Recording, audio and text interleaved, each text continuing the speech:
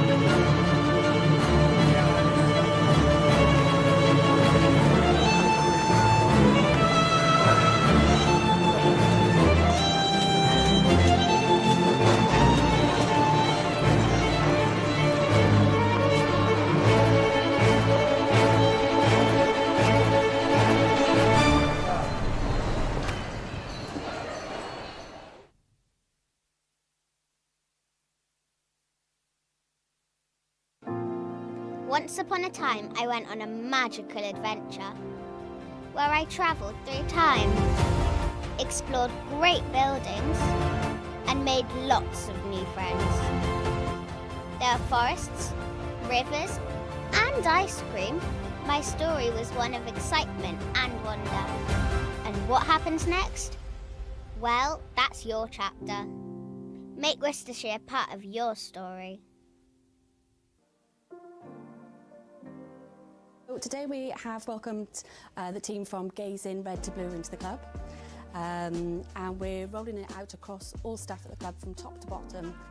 They focus on performance and handling pressure, and that's crucial across all levels of our business, from the very top with our elite players down to our stewards and people who are first contact as our guests get to reception. The introduction and the interest in Red to Blue has become increasingly more common, both at an individual level, and that's into education and into business, and specifically, of course, into sport, where it's always been a thing. But now the idea that an approach to mentality could be embraced and understood and deployed across a whole organisation, a whole club, from boardroom to turnstile, on the field and off the field, is really unique. It's something that we can really look at and look to build on. We're talking about it being a high performance, but just in everyday life as well. So how we conduct ourselves and how we go about and how we deal with the situations that we're put in just in everyday life.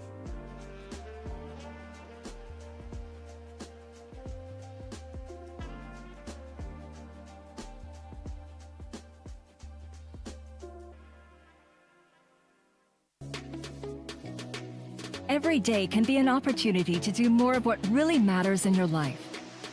Introducing Pluxee, the leading global benefits and employee engagement partner, inviting everyone to open up a world of opportunities and enjoy more of what really matters in their lives.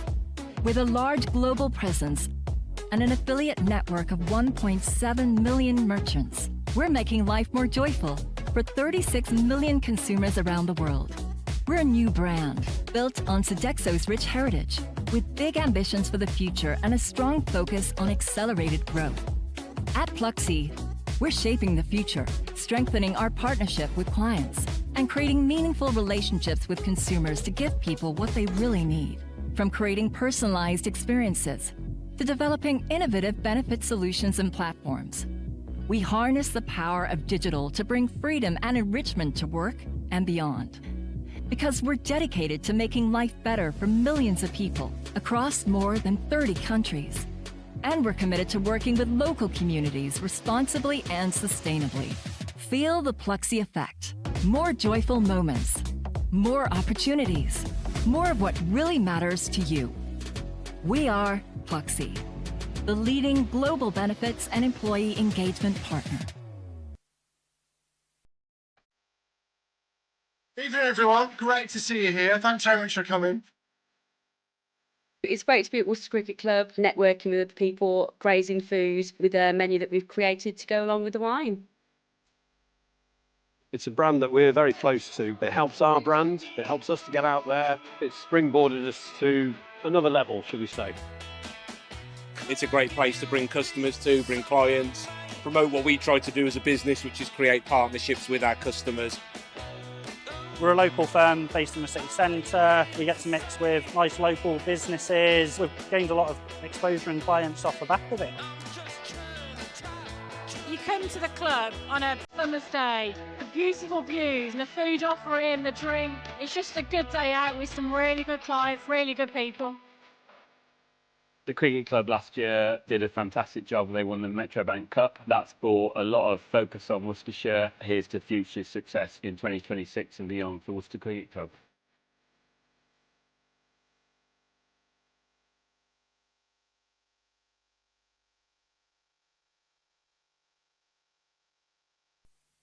This is Mike the Plasterer. He needs a trusted supplier for his materials and tools. Mike needs Profile Store. With an easy-to-use website, you can check stock online, order it and collect it within the hour.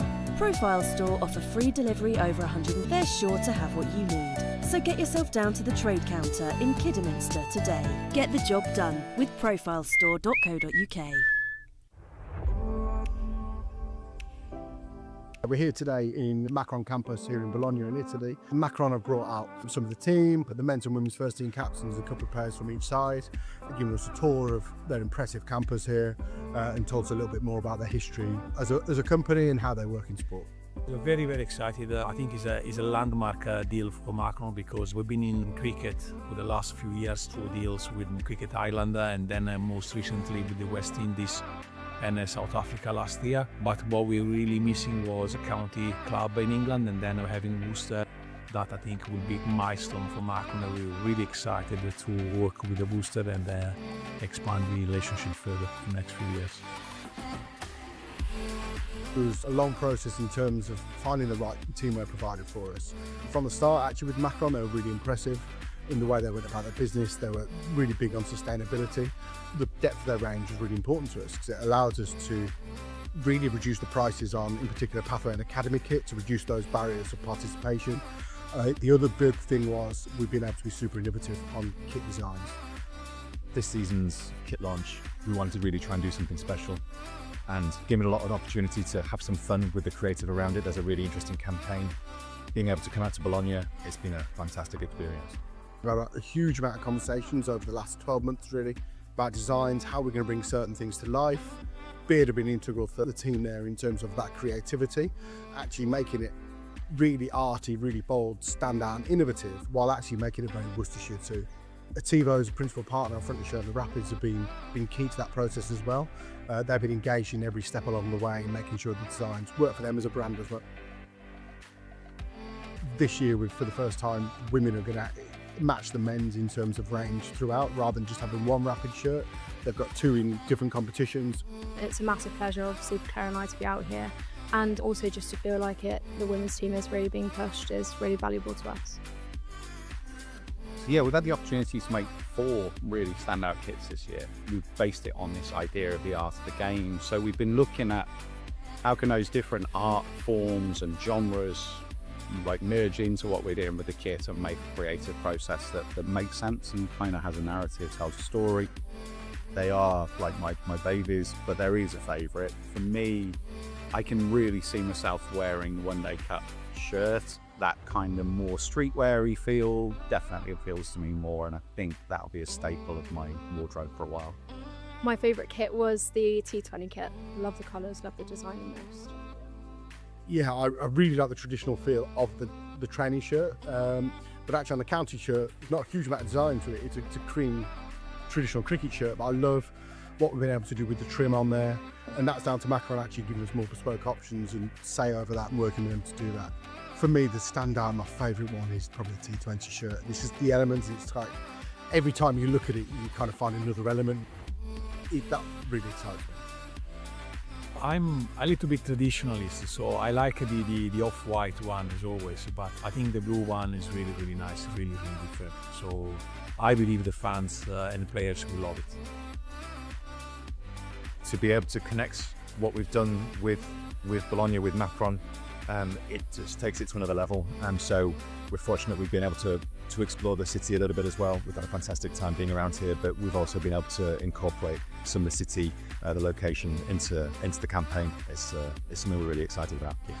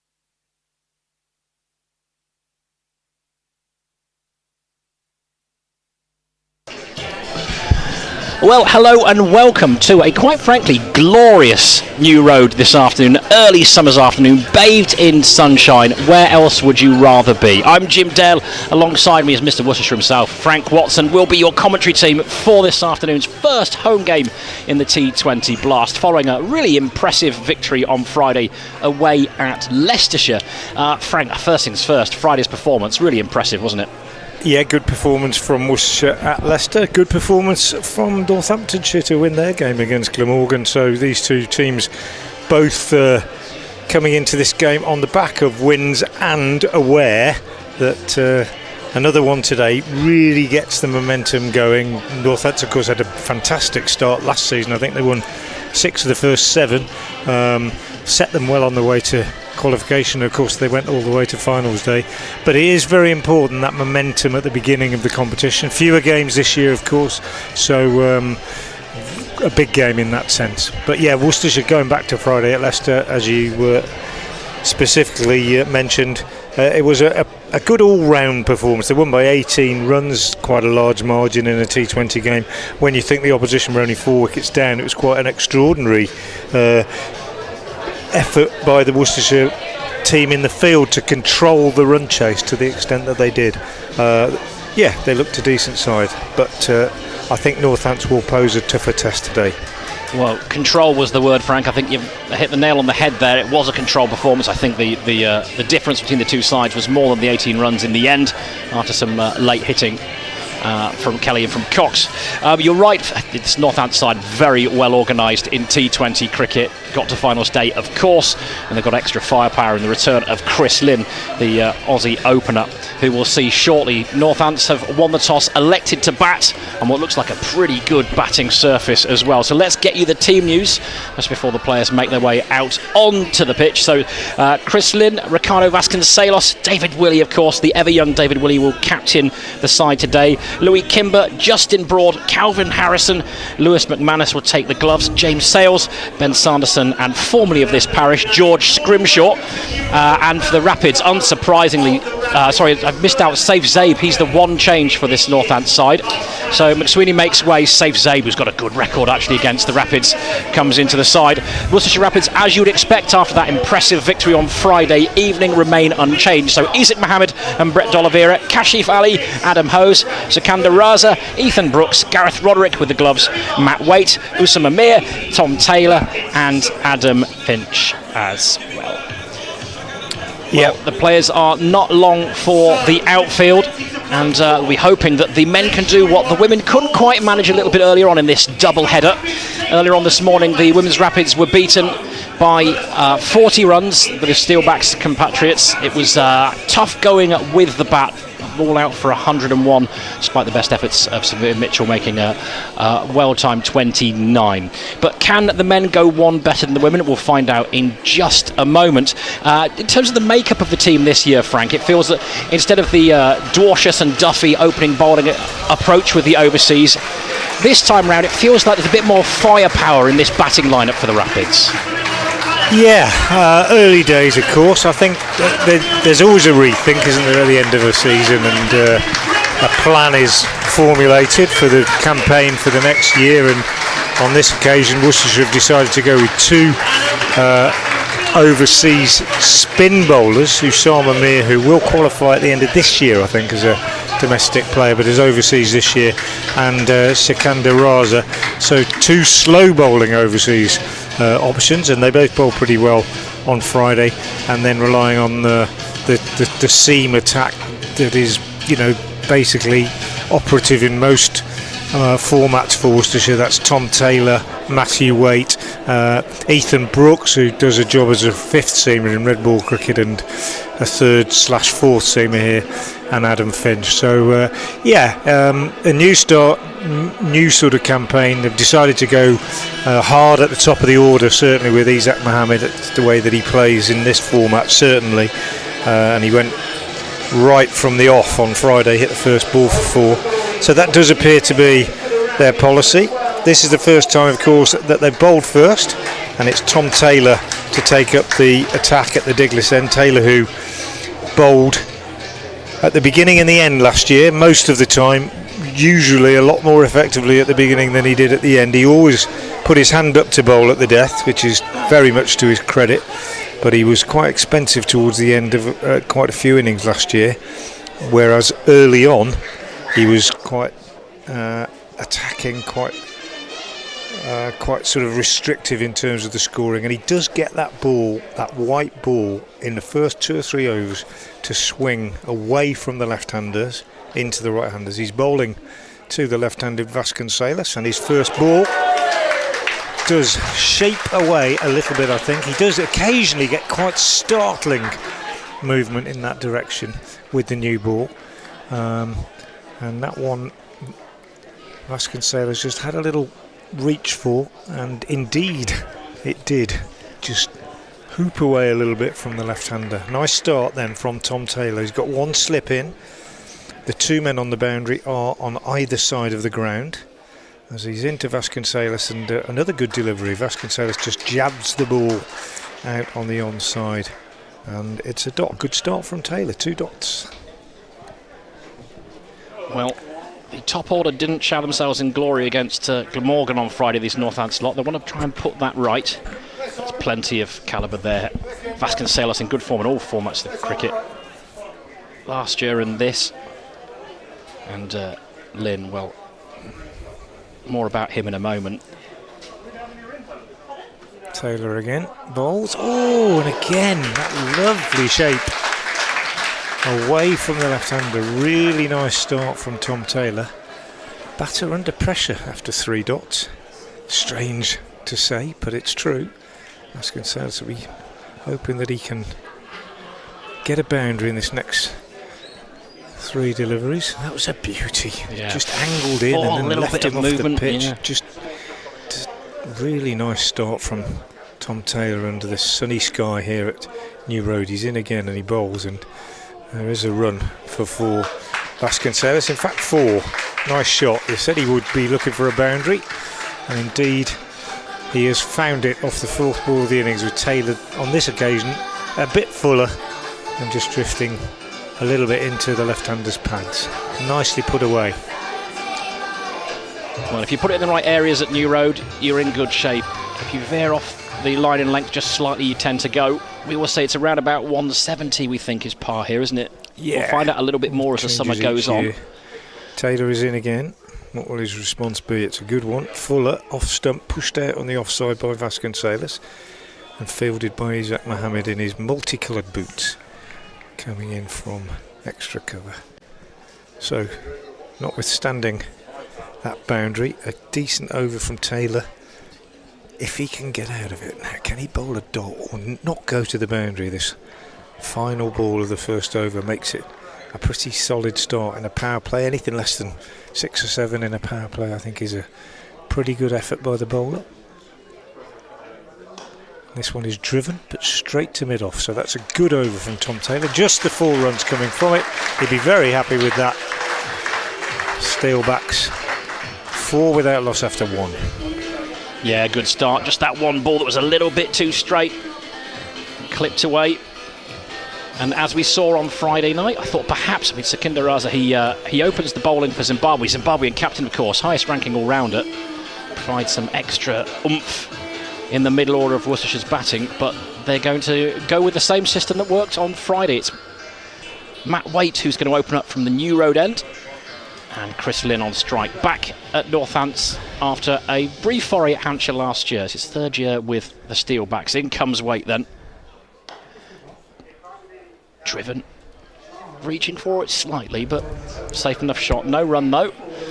And his brief foray with Hants last year was rather handsome as well, Frank. He, yeah. Over 200 runs in 4 innings, strike rate of 198, and he even scored 108 against Northants on finals day. Yeah.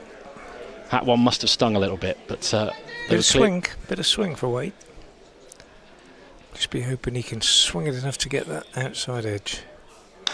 Shorter club down the ground. That's 4. Just sat up there and asked to be hit, and Chris Lynn obliged him. Such a dangerous player, isn't he, Lynn? It was just back of a length, and slip's gone. Yeah.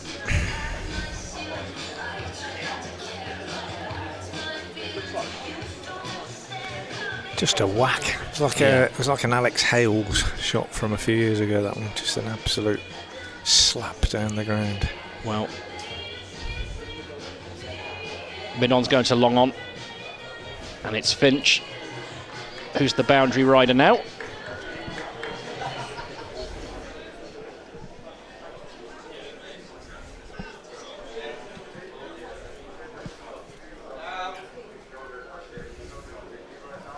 So a man on the boundary just in front of square on the leg side, and long on as well. In comes Waite again. What's his response? And this slow ball pushed into the offside for no run. Nicely bowled, actually. Little off cutter, not Matthew Waite's standard delivery, but in response to that big hit, keeper standing up. Slip's gone. Containment is the order of the day.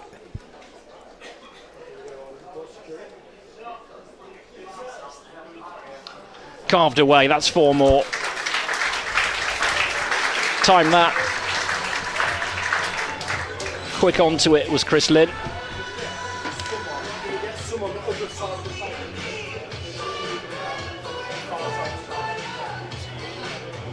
And gave himself some room. Waite did try to follow him, in fairness, tried to cramp him for room. It's a really good shot though.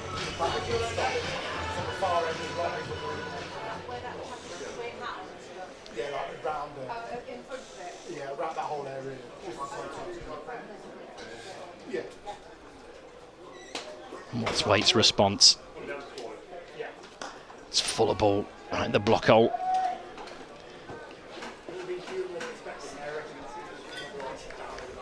So each of the 2 boundaries has been responded with a dot ball, which is what you'd hope for. 1 ball left in the second over, 12 without loss.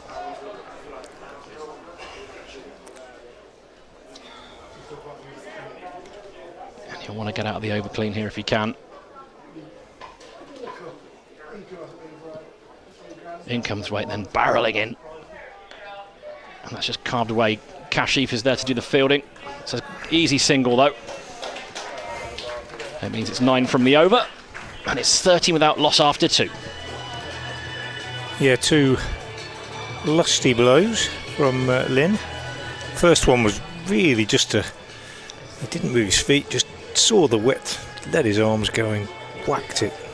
Just like he was playing on the beach. Second one, much more of a proper cricket shot, that slapped square cut. Doesn't he have quick bat speed? Tom Taylor be hoping that he can just get that ball to dip in and perhaps catch him during this over, but he puts the bowlers under so much pressure. Taylor is in to him and hits him on the pad. Big shout for LBW. Umpire not interested. Siri Shanmugam, I think, probably feeling it was going down the leg side. I've been talking about him snaking it back in. I can't have it always. Probably going down, but decent start to the over. Oh, I don't know. Actually, watching the replay, do you know what? Yeah, but didn't. Good shout. Yeah, I was going to say, it didn't look much wrong with it, did it? Might have got a nick on it, I suppose. Taylor is in again. Driven by Lynn beautifully, but very, very well fielded. That mid-off, really good bit of work. Moving across to his left by Adam Hose. Unusual to see him there, and good work, good fleet-footed work for a man who's been badly injured over the winter and then got struck in the ribs the other night and was in a lot of pain. That ball was travelling. Taylor again. He's in. Oh, he won't stop that. Goodness me, that's a beautiful shot from Chris Lynn. Half volley, outside off stump, and absolutely slapped through extra cover. Lovely, lovely shot. Broke the hands when he hit it. It's not a sort of classical high left elbow, but absolutely beautifully timed and hit very, very hard indeed. Not going to stop that one. Lynn goes to 13. It's 17 without loss. Taylor in again. Bowls. Good, better delivery, good length. not there to drive. Hit the bat quite hard, that one. Good response from Taylor. Ball goes out on the other side. Oh, it was a no ball, so it wasn't a good response from Taylor. Free hit is signalled. He might feel he's been a bit hard done to in this over. Taylor had what looked like it might have been a pretty good shout for OBDB. Disappeared to the boundary, and now bowls a dot, and it turned out to be a no ball.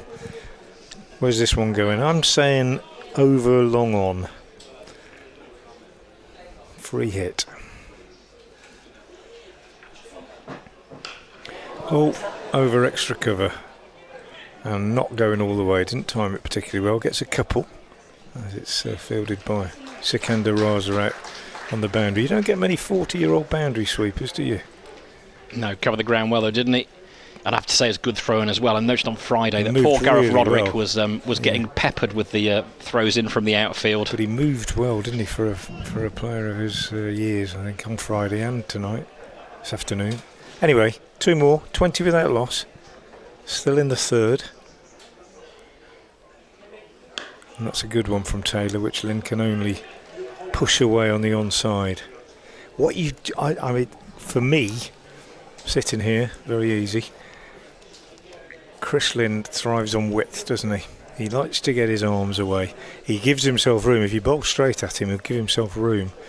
Anything wide, he's giving it everything. Just got to try and stop him getting his arms away.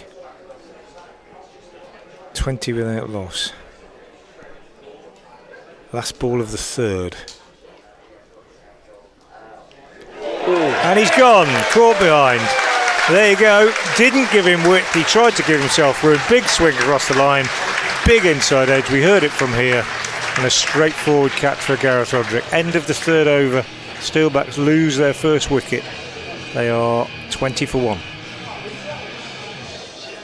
Well, that's it. I mean, he was charging down the wicket, lost his shape completely, and in the end just hacked at it.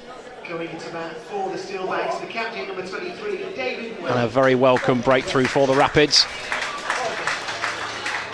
Trying to force the issue. Last ball of the over.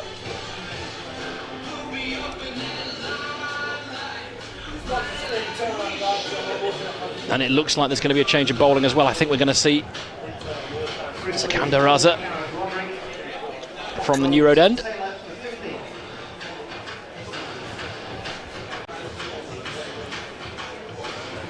A swashbuckling bat in the middle order, and I'd say an unconventional run up in and the bowling stakes. He hides the ball behind his back if you haven't seen him before. And every ball is an event, really. You don't quite know what you're going to get, whether it's going to be a sidearm slinger, you're going to get a... Do you see that one the other night? Delivered Malinga style. Yeah. He is, and round the wicket. Drilled hard through the covers. Little bit of a stop, I think, from a diving Finch. And Brooks completes the fielding. They'll take 2, though. 2 more to Vasconcelos. But if you don't know about Sikandar Raza, highest ranking all-rounder in international T20 cricket, did a very good job with his Zimbabwe side in the World Cup. He hides the ball behind his back, and he comes again. A bit more flat on this one, slived away over extra cover. That's going to be 4. Over pitched and dispatched.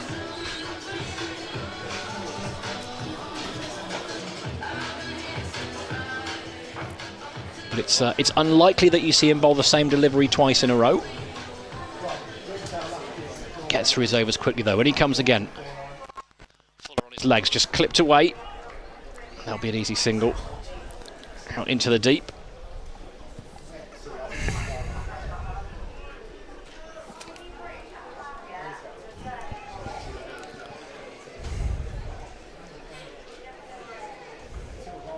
It means that former England seamer and Steelbacks captain David Willey is at the crease. Powerful left-handed bat. And he just drops that into the offside. Has a little look.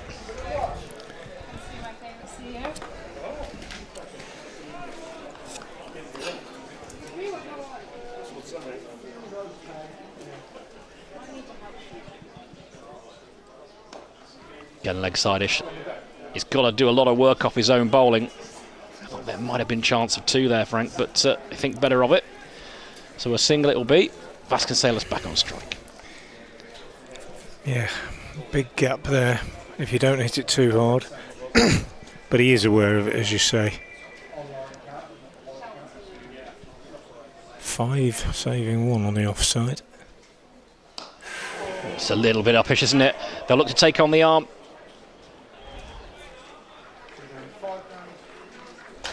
In the end, there's a single there. Now, how would you like to see yourself? And the score ticks over. 29 for 1 from 4. Yeah, which is okay, isn't it, in terms of power play? Okay for the batters. 29 for 1 from 4. Okay from the bowling point of view as well. 2 overs have gone for 9. They've got the big wicket of Chris Lynn, but how they would like another one in the rest of this power play and keep them below, I don't know, 45, something like that. Taylor will bowl a third, as he did on Friday night. 2 left-handers in now. He's round the wicket. And that's a great shot from Vasconcelos. Beautifully picked up off his pads. Just a little bit leg-sidey from Taylor coming into the left-hander. He's just helped it on its way, really. Little pick-up.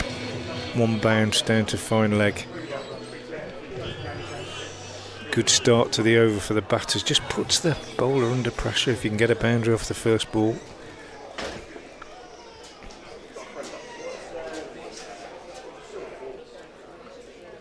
Taylor's response is a straighter delivery, which is again beautifully played by Ricardo Vasconcelos. Punched away, lots of bottom hand, but this time straight to the Worcestershire captain Brett D'Oliveira at mid-wicket. But he had to be sharp, hit it well. Looks a good surface this.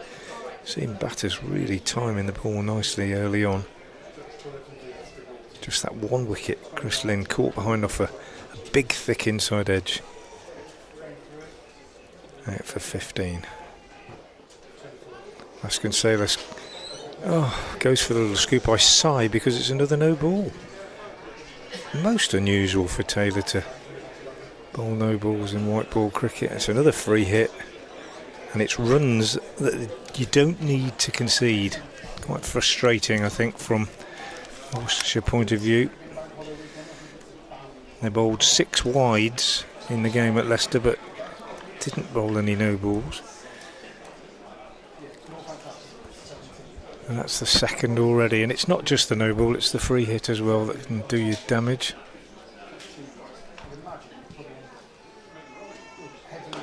But to be fair to Taylor, that's a very good delivery to bowl on the free hit ball, as it were, because it's a Yorker, and Vasconcelos couldn't get underneath it, just squeezed it up to mid-off and there was no run, so he's got away with it. 34 for 1. We're halfway through the 5th over.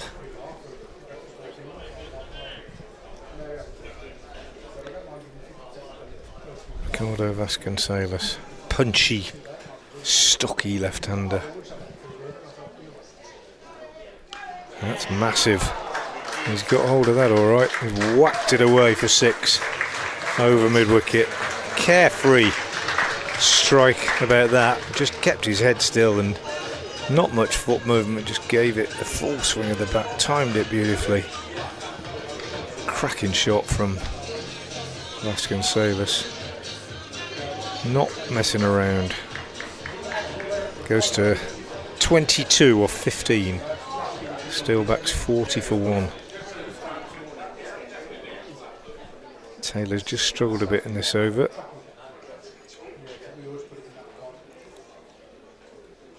Takes the pace off it, and driven by Vasconcelos, almost produced what Taylor wanted, which was a catch to one of the fielders on the leg side. He took the pace off it. Vasconcelos didn't really read it, tried to whack it, checked himself, got slightly underneath it, ended up just going 1 bounce to Adam Hose at mid-on. Can Taylor produce another dot at the end of this 5th over?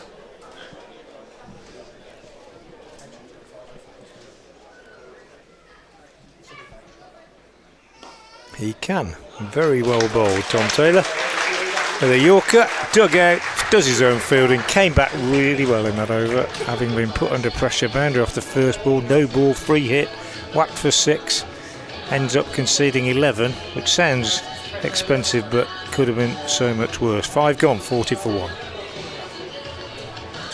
Well, it's all changed at the New Road end again. We're going to see Adam Finch, who bowled nicely on Friday. I thought he was a little bit unlucky, actually. A couple of wides offered his way. It seemed a little harsh. He's going to be bowling at Willie, though. And that's smeared away into the leg side. Plenty of real estate there, no need to worry. 4 runs. Just muscled that over the infield.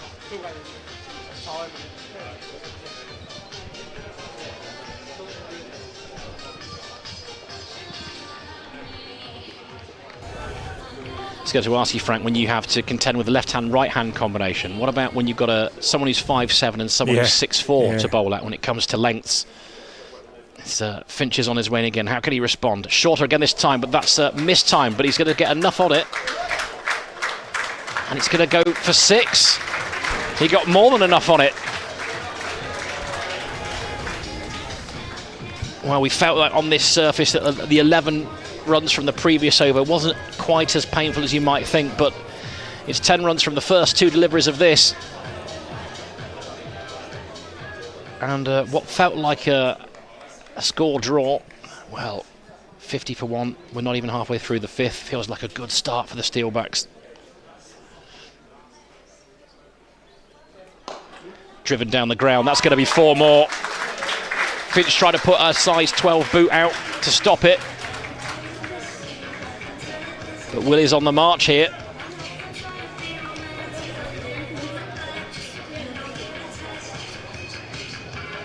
Too short the ball before, 2 full this time.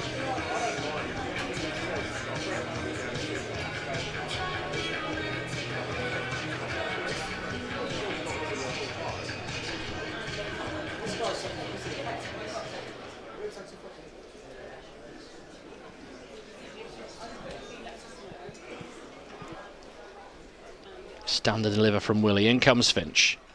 Clip down the leg side. That's going to be 4 more.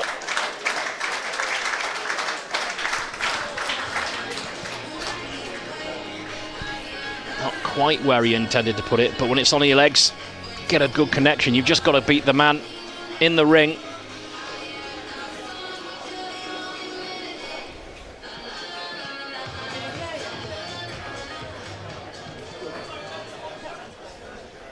And this has proven to be rather expensive from a Rapids perspective.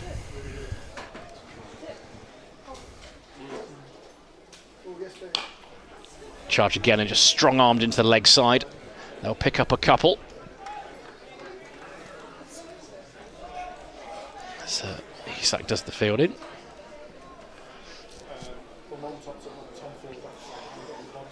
And some thinking to do here for skipper Brett D'Oliveira. He's directing traffic. Score 60 for 1 now. 1 ball left of the power play. 20 from it so far. Finch will really want a good end to this over. Again, heaving to the leg side. It's well fielded. A foot further to his right, we might have found another boundary. But it's a good bit of fielding. And it's a very, very welcome dot ball. Expensive over though, 20 from it. And it's 60 for 1 at the end of the power play. Yeah, and that is a really good power play for the Steelbacks. 40 for 1 off 5. You're thinking if you can get through that over anything under 50, the power play would be pretty decent from the fielding side. And actually, at 1 over, and they targeted it deliberately, not surprisingly, knowing that if Finch could be put under pressure from the beginning of the over, it would be difficult for him, and that's exactly what happened. Boundary, boundary, boundary. Bowler then struggling to keep a lid on it. 20 off the over means that it's a fantastic power play for the Steelbacks. Vasconcelos 22 off 17. David Willey 21 off 8. The man out, Chris Lynn for 15. And Worcestershire in need of a wicket now. Sikander Raza starts his second over. And it's driven out on the onside by Vasconcelos and they get a single. Beautiful day here at New Road, good crowd in. Not full, as it will be on Friday for the game against Birmingham. Are they called Birmingham or Warwickshire? They are. They're Birmingham Bears for the purposes of T20. It is general admission is sold out. There are still some hospitality, I think, still available. Bears and Pairs on Friday here. Raza round the wicket, bowls. Willie drives straight back to him, nicely bowled. You've got to have variety, haven't you, in this format? Whatever you bowl, whether you're a quickie or a seamer or a swing bowler or a spinner or a dibbly dobbler, you've got to have a bit of variety. Raza bowls, Willie waits for it nicely, drives it away in the air on the offside, but good work on the long off boundary by Isaac Mohammed. Moving around to his right, they only get 2. Well, with that platform set, these pair know it's bat deep as well, don't they, Northants? They can afford to be aggressive here. Raza again bowls, and this is not aggressive from Willie, who just prods at this one. He's annoyed with himself, didn't get anything on it. Taken on the pad, runs out on the onside.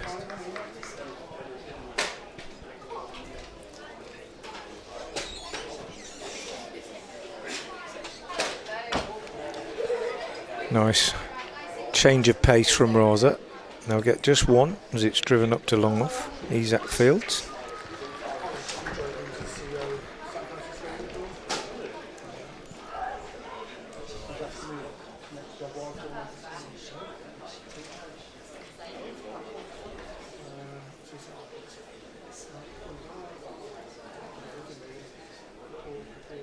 Bit slower from Raza this one, driven by Vasconcelos.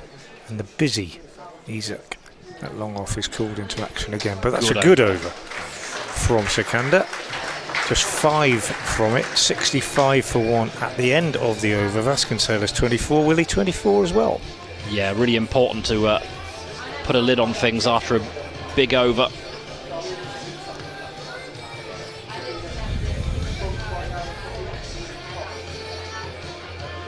And we're going to have our 4th over from New Road End and our 4th bowler.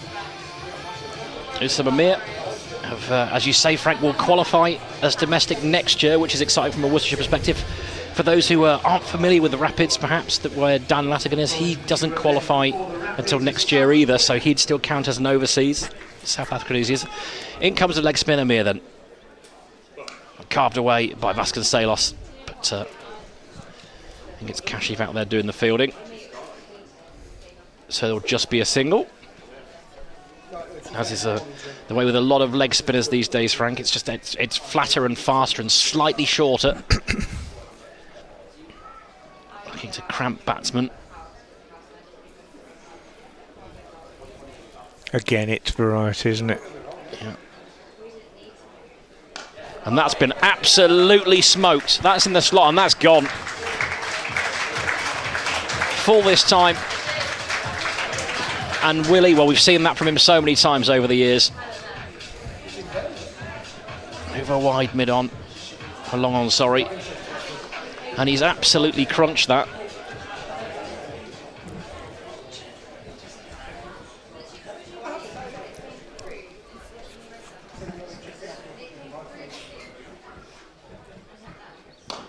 Drilled down the ground, but Taylor's there, so he'll do the fielding. Just the one.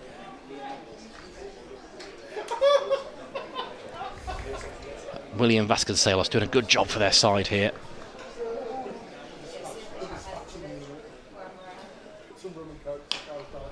And heaved into the leg side. Couple of fielders out in the deep, so it'll just be a single. So Kashif doing the fielding.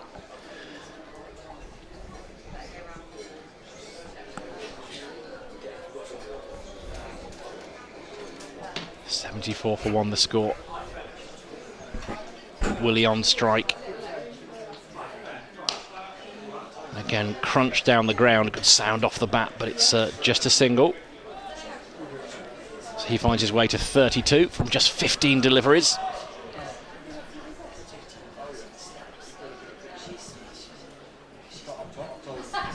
Worcestershire need to find themselves a breakthrough here. And rather more circumspect to finish the over from Vasconcelos. 75 for 1 then after 8.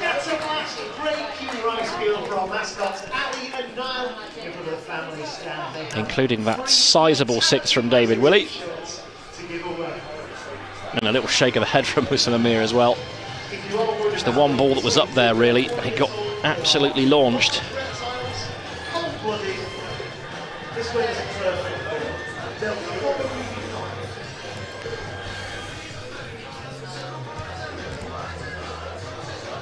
Matthew Waite then being reintroduced, this time from the Diglis end. So far 1 over which cost 9. This is a really fantastic platform for the Steelbacks. Willie, that raised, clips this away on the leg side, just get a single. 76 for 1, but when you look at platforms and you look at big scores, you want to be, you know, if you can get 100 off the first 10 and you're only 2 down, say, I think that gives you an incredibly good platform. And, you know, maybe we will adjust our thinking and say that these pitches at New Road this year are better than they were last year and better than the year before. Might be looking at 180, 190 as a par score. I think they could get 200 here. Waite bowls. Vasconcelos heaves that away on the leg side. 6 more. Caught in the dugout, but that's no good for Worcestershire, and they are absolutely flying, the Steelbacks. And Vasconcelos not quite matching Peter Willey in terms of runs per deliveries faced, but he's going along nicely. 32 off 23.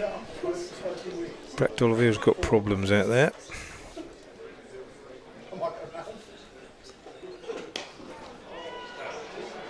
And ooh, wow, I did thought that he might just have given a chance there as he lifted it. Didn't quite pick it up, Frank. There was a bit stop-start there. I think. Is it Finch down there? Or is it Brooks? Oh, it's Finch, actually, you're right. If anybody, I was going to say Brooks would have probably made an effort. Finch ran in, couldn't quite work out whether it was going to carry or not, and ended up fielding it quite nicely as it bounced awkwardly in front of him, and they only got 1. But the launch is on. Willie, feet spread wide apart, and that is 6 more. Over mid-wicket, into the marquee. The second one just cleared the boundary. Fielder on the boundary was interested, but it cleared him and he couldn't get a hand to it. Sikandar out there, I think. Well, I think perhaps 200 might be the lower end of their aspirations here, Frank. You have to say this is Vasconcelos timing it, and Willie just brute force. 39 off 17 for David Willie. Standing, those of a certain age, a bit like Graham Pollock did at the end of his career, just feet wide apart in the crease, bat raised, standing almost like a baseball batter, just ready to slap it away. And all you can hope is that you bowl a ball with a bit of, I don't know, a little bit of cut on it into the pitch, maybe take the pace off it, just induce a miss hit, and one of the fielders in the deep is called into action. I'm amazed they've lost that one. They've gone for a spare. Umpire Anthony Harris. It's gone to hospitality though, Frank. No one's paying attention. They're all drinking beer and eating their sarnies. Or maybe somebody's decided to put it in their pocket, use it as a raffle prize later tonight. Anyway, well, just to soften the blow, Frank, you've still got Louis Kimber and Justin Broad, Cameron Harrison, Lewis McManus slated to come in. Safe Zabe as well. Yeah. He's got a cracking record against Worcestershire, so they've got plenty of power hitters in the hutch as well. And it's just they're batting like a pair here that can really trust the surface. There's a little bit of turn, but it's quite slow. There's not a lot of sideways movement to help the bowlers here. Oh, 4 more. See, that was a horrible one for Isaac. He's at long off, and Willie smashed it, and we're sitting at long off at the other end, and we've seen how hard it's coming towards us. Well, this one's smashed up towards Isak, and he's gone for it. To be fair to the youngster, he thought, well, I'm going to give this a go. So he's run in and he's dived forward, and I tell you what, he could have lost his teeth. Well, I think he managed didn't to get move his body out the way. Half a hand on it, yeah. So he moved his body out the way and his hands to his side, which makes it harder, but it's a bit 4 safer. more. And wait, he's a sigh of relief. This one is only a single. 94 for 1, the Steelbacks. Well, Ethan Brooks would be delighted to know that he's going to have a bowl. 94 for 1 off 9, 19 off that one. So we've had an 11, a 20, a 10 and a 19 in the first 9 overs. Carnage. Well, the tricky bit is trying to find where a wicket comes from with these clever knuckleballs, slowers and a little bit of guile from Ethan Brooks try and stem the flow of runs here. It's one-way traffic at the moment. In comes Brooks then. And that's club. Oh, he's a chance there. Lost a finger, I think. And goodness me, that was crunched hard back at him. They're not even taking a run. That's interesting. And he looks like he's in a bit of bother here. He got hands to it, but goodness me, it was like a tracer bullet, Frank. Why have they not taken a run? I can only assume that they've lost track of the ball. No, but whether it's because he was hurt. Very, very strange. Could easily have had a single, but no, he's in trouble. I mean, the physio's coming on. He's well, it's hard, isn't it? Some you can go for thinking you've got a realistic chance. Some they hit so hard you think, I'm not going to even offer for that. Brooks went for it with 2 hands. He seems to be okay. He's telling the physio I'm okay, but that was absolutely blazed back at him. I think that's what sometimes when you're making that decision, do I stick a hand out or not? It's a business decision, isn't it? And I think when you're a gun fielder like Ethan is, his instinct is to make the play, isn't it? I can't understand. I think David Willey is being incredibly generous. I think there he's thinking, well, I've hurt him, and I'm not going to run. But there was an easy single there. It went off Brooks, dribbled up to long off, and David Willey decided not to run. And I have no idea why. Unless he just thinks, no, I'm just going to stand here and hit sixes. I'm protecting the opener. Ashkan Salis, he's only on 33 off 24. I don't want to let him face it. Yeah. That was weird. Farming the strike in the 10th over. Yeah, really strange. There's a lot of flexing going on with that left paw, and you get the feeling he's going to have to do a lot of work with bat in hand later on. Coiled spread, Willie on strike. He waits. Coiled spring. That's a good take from Roderick. Very good take. That came through the batter's legs, I think. Umpire says no wide because of the movement that Willie made. Great take. And that's another dot ball, Frank. Goodness me. That's going to be a wide, though. It's another good take from Roderick. Glove work, fantastic. As we've come to know and expect. Isak's changed his boots having dropped that catch. It's obviously the answer. One of the support staff just taking him a different pair of boots round. He's not in the multicolours anymore. Pull round the corner. Work for Kashif to do. Can he get there? Oh, he can. That's really good work. And he saved his side 2 runs. And you feel like when you're going to be chasing a big old total, every single run you can stop, you can save, you can eke out in your favour. Yeah, I've said it a few times on Friday. The improvement in Cash's fielding in the last couple of years is extraordinary. In comes Brooks again. Launched down the ground. Has he got enough of this? I don't think he has. D'Oliveira's there. Should take it and does. And that is the breakthrough. Injured fingers or not, Ethan Brooks comes up. Trumps for his team. And it's finally the end of, an explosive and, impactful innings from David Willey. I can't say it was one high on finesse, but just in terms of timing and brute force, just clean hitting, just a fabulous cricketer he's been over the years. And It brings Justin Broad to the wicket. Another destructive batter that can hit long, can play sweeps and reverses too. And he's getting a very welcome round of applause. And it's, well, 46 off 23 deliveries for David Willey, 4 fours and 3 sixes. Splendid effort by the Steelbacks captain. But fair play to Ethan Brooks. Nicely judged catch, I thought, as well, by D'Oliveira, who was right on the edge. Initially I thought it was going over him. He's not the tallest, but he just kept his feet inside the rope, stayed very calm. They practice a lot, of course, but even so, nicely taken. Brooks on his way in to the new man, drilled down the ground, and it's the aforementioned D'Oliveira back in action. Well, we know how good he is in the field. You don't often see him out on the boundary, do you? But body control, it's one of those things that good fielders have. Knew exactly where he was. Safe pair of hands. One ball left then of the 10th over. In comes Brooks to Vasconcelos. Chipped into the leg side. That's going to go out on the bounce. So just a single. And that's a really good over. Just 5 from it, but more importantly, the wicket of the dangerous David Willey. Yeah, although, as you said, you look at the next 4. Justin Broad, Lewis Kimber, Safe Zabe, Calvin Harrison, all capable of scoring quickly, and the Steelbacks at the halfway stage, 99 for 2, will be disappointed if they don't get well over 200, I would think, here. It's a perfect platform, isn't it? 100-ish, or 99 off 10. Perfect platform if you're only 2 down.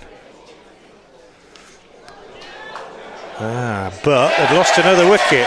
And he's furious with himself. Mir, first ball of a new spell, and Vasconcelos have picked out the fielder on the square leg boundary, and that is a significant moment for Worcestershire because you get two new batters at the same time. I was thinking that at the end of the last over is that what you hope for, isn't it?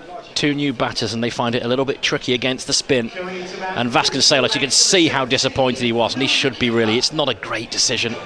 He played a couple of shots similar to that cleared the rope, I understand that, but they moved the fielder in the deep to in front of the dugout where he hit the last 6, picked the man out.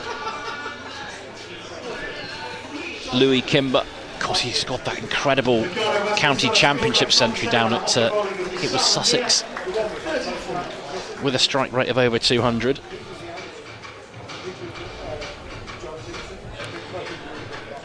They back deep, but it's been a productive 6 deliveries or so.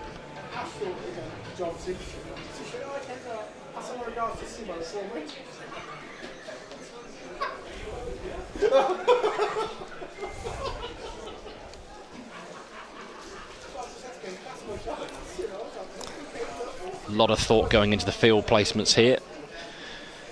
I feel like it's a key little passage of play here from a Worcestershire perspective. Try and put the brakes on things.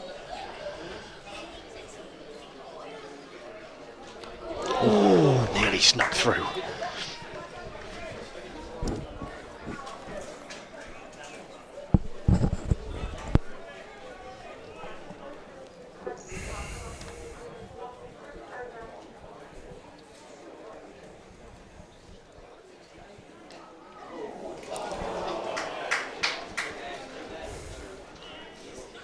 Well, he's been done in the field there. It's too hot for Bambi on ice, but it was pretty close to it. That's the 100 up for the Steelbacks in the 11th over.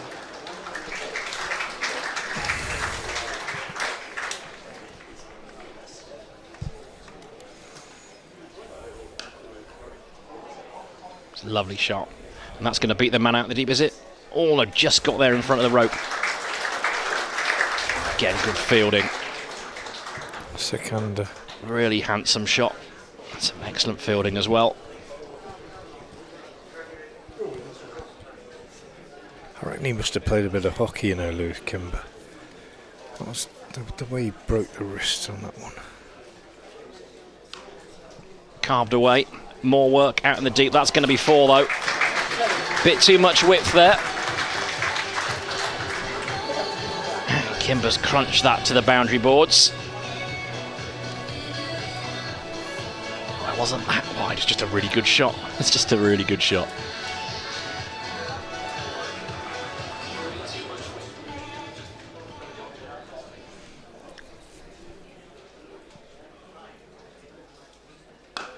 He's down the ground. Has he got enough of that? It looks like he has. Yeah, 6 more. Goodness me. What a good shot that is as well. So it's 10 runs to finish out that over. And you're thinking they're going to just have a moment to have a look, play themselves in. The modern way is just keep going, foot on the pedal. 2 new men in, 14 off the over.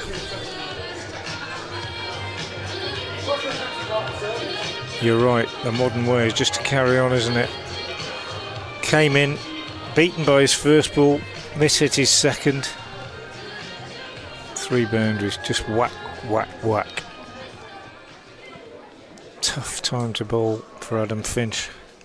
First over went for 20. Comes on now. Can see why he's been brought on now. Dollar thinks, well, 2 new men in.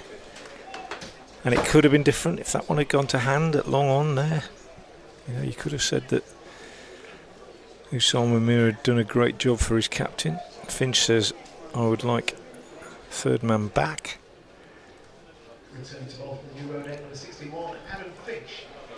What's the bowling fitness of our skipper at the moment, Frank? Do you know? Yeah, he's fit to bowl. He's fit to bowl. Yeah, as far as I'm aware. I'm not sure he's going to put himself on at the moment. Good from Finch. That's a good start to the over. Just tucked away on the onside for a single. Yeah, it's one of those. If the decision's yours, you think, oh, do you know what? Probably not. Probably not today. You 5 carry on. Well, to be fair, he's used 6, hasn't he? Brooks. Wonder if Brooks is incapacitated, or I don't think he is, because he's still feeling inside the circle. Anyway, it's Finch from the New Road end. Short, swivelling pull shot, going to be caught. He is caught in the deep. They like that. They planned it as well. Yeah, they planned it. Finch is the bowler who can bang it in. Izak, in his new white boots, takes the catch, and that is a useful blow. The right and boots. They needed it. How are you going to slow down a run rate when they're absolutely flying? There is only one way, isn't there, and that is wickets. Going into bat for the Steelbacks wearing 18, safe save. But it doesn't get any easier because Zabe's coming in. But another 1 or 2 and things really could change. I mean, well, I was going to say, it's interesting, isn't it, how the psychology plays. After 10 overs from the position you're in, you feel almost entitled to 200. You then start chasing runs that aren't there. Yeah, maybe. And that can be perilous from a batting perspective. The important thing is they put up a big total. It's right, safe Zabe. Really talented cricketer with bat and ball. Different sort of player. Can clear the rope, but smaller and wristier. Finch into him then. Ooh, he's got him first ball.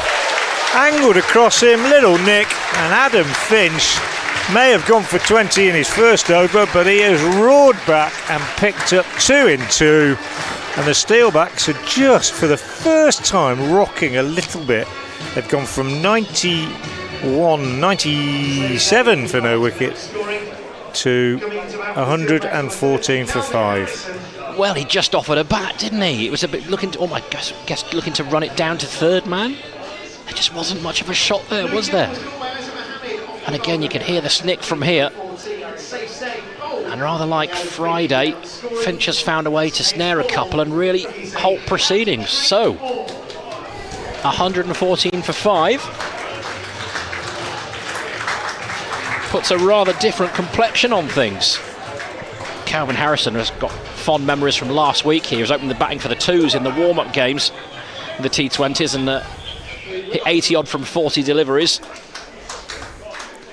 Finch on a hat-trick. Top ball, well bowled. Adam Finch gets a round of applause. How his mood must have changed. He bowled the 6th over, last one of the power play, and he went for 20. He's come back here, he's roared back, and he's got 2 in 2. And suddenly, it's 114 for 5. They've still got the basis for a very big score. They just need to just settle down for 2 overs maybe. But I know that's doesn't tend to be the way teams do it these days. Finch is in, Harrison driving and gets a single out on the offside as D'Oliveira shies at the stumps. Decided to go for that and had Brooks at extra, Hose at extra. Managed to pick that up cleanly and not let it go through to D'Oliveira. They were running, they would have been struggling to make that one, but they got in.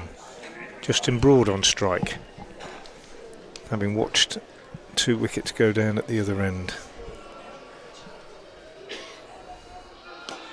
Good pace from Finch, tucked away by Broad on the leg side for a single.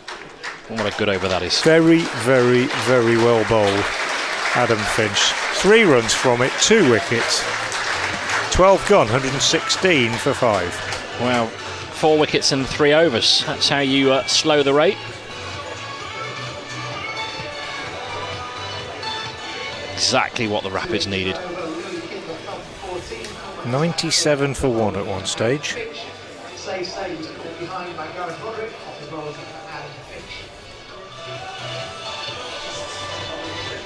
Well, I mean, you have to hand it to the skipper there, Frank, actually. D'Oliveira set his field. Yeah. Made the right change at the right time, set plans on a wicket that's not offering much. Absolutely. Yeah. Some you win, some you lose. You take a gamble. Did well. Still in a good position, the Steelbacks. Raza in again on the back foot. It's a nice looking shot. They'll be thinking about 2 here, and they'll go for 2 and get them. Good cricket.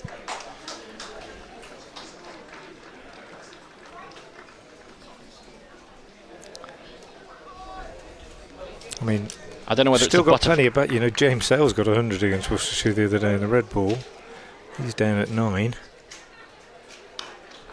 Yeah, but it's the nervousness of what you could have won. I think that sometimes gets to it. And you know, a whiff of a butterfly effect here, Frank. If David Willey takes that single, yeah, does he get out to Ethan Brooks in that over? Absolutely, amazing. In comes Raza again. That's clubbed down the ground, not timed, and there was for a moment there. We're right down the barrel of that one, Frank. I thought that's down the fielder's throat, but it's well short in the end. But all of a sudden, why didn't he take that single? I have absolutely no idea. I mean, it won't make the highlight reel, but I feel like it's a moment, isn't it? They talk about moments, don't they? Football managers have taken to talking about moments. Have you noticed that all the time in their post-match interviews? We had some moments. It's a lovely way to describe it, isn't it? As Harrison sends one down the ground for another single. Lots of action for long on and long off this afternoon. I know there are a few Rapids fans who are Spurs fans as well, who are probably rather nervous right now. And I hope you're all okay. Thinking of Johnny Blaine. In comes Raza. That's a slingy one. The old Malinga. And it's brought there with it wasn't a great delivery, but he got away with it, didn't he? Well, it's just something that low release point. They talk about that. I mean, the variation. If you're not quite sure what the ball's going to do. You set yourself up to play the reverse, and then you see that, and you think, hang on, this isn't in the plan. In comes Raza again, then another bag of tricks. Oh, and that's so close to chopping on. Good over. And then again, 2 good overs back to back, just 4 from that one. And you feel like Worcestershire are in the game here. It's amazing what can happen.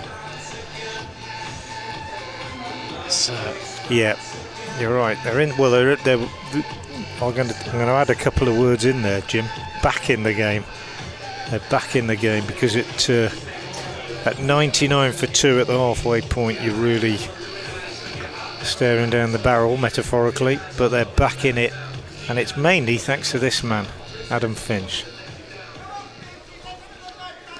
who is now a very different Adam Finch from the one about 40 minutes ago, I would suggest, as he comes in to bowl to Calvin Harrison. And he's unlucky not to get him, as Harrison looks to heave it away on the leg side, and it on him quicker than he expected, and he ends up shoveling it over extra cover. 1 bounce. D'Oliveira runs back. They take a couple, but good from Finch again.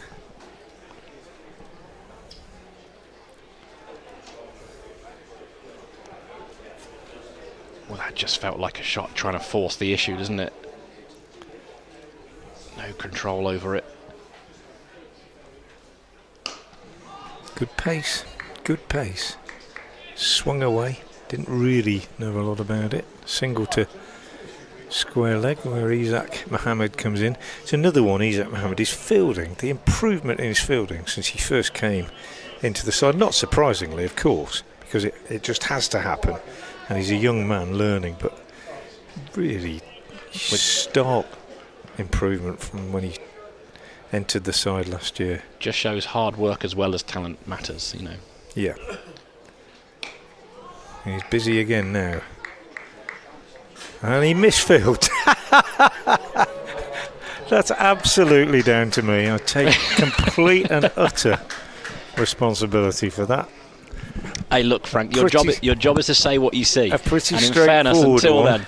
then. A pretty straightforward one, and he's misfielded it. And they've done that thing where they touch, turn, look, and if you see a misfield, you say, "Yep, I'm coming back," and they come back for 2. 125 for 5. Finch now to Broad. Ooh, again, good pace from Finch. Takes him on the pad as he looks to heave it away on the leg side. And on Adam Finch, Frank, he's been here for a fair old while now. We've seen him play a lot of cricket, all formats. There's been a few injuries and such. It feels like a really good opportunity for him. They haven't invested in the overseas seamers, as we talked about at the top of the show. And it's an opportunity for him to have responsibility as one of the 3 key seamers in this side.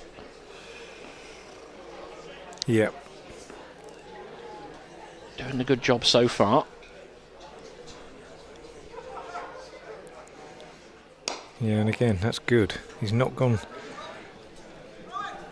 short. Kept his length. They've got 2. Good bit of fielding from Taylor. If that had hit direct, then there would have been a run out. A big shout for a run out. Broad acknowledges that he would have been well short. As it is, he gets in, but it's another good over. 8 from it, but if he doesn't go to the boundary of this ball, I would hazard that in the 14th over, that's not a bad effort. Sends a man back now to long on. A man from third man coming up. Is it a bluff, or is he going to go for the block hole?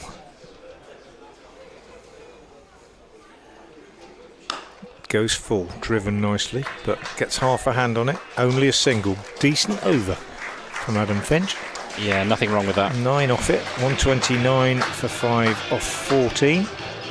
Well, it's 49 runs from the last 8 overs. So since the power play, Frank, it's it's a really good job here. Yeah, really good effort. And actually, go further than that.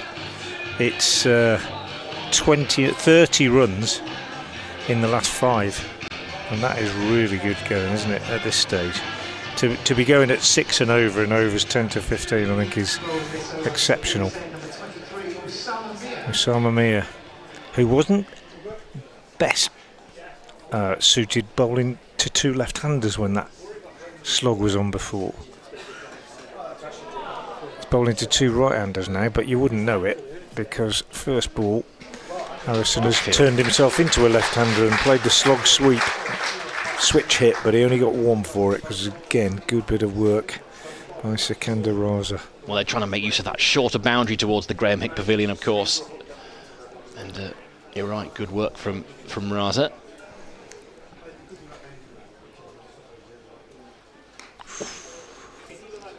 Miss hit. He's going to get 2 for it. It's good fielding, but you're just trying to hit the ball a bit too hard here, I think, Broad. He's just trying to hit the casing off it. It's a good surface, you can time it.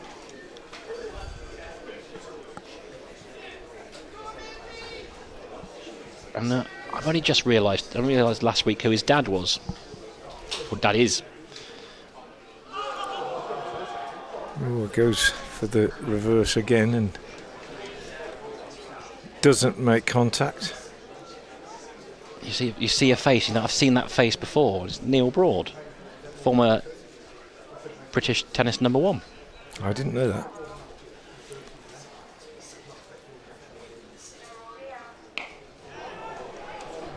That one is heaved all the way for 6 by Justin Broad. Long boundary this time. Well, down on one knee. As you said earlier about one or two other shots, not much finesse about it, but timed it well. Gave it everything. Just cleared the rope. 6 more.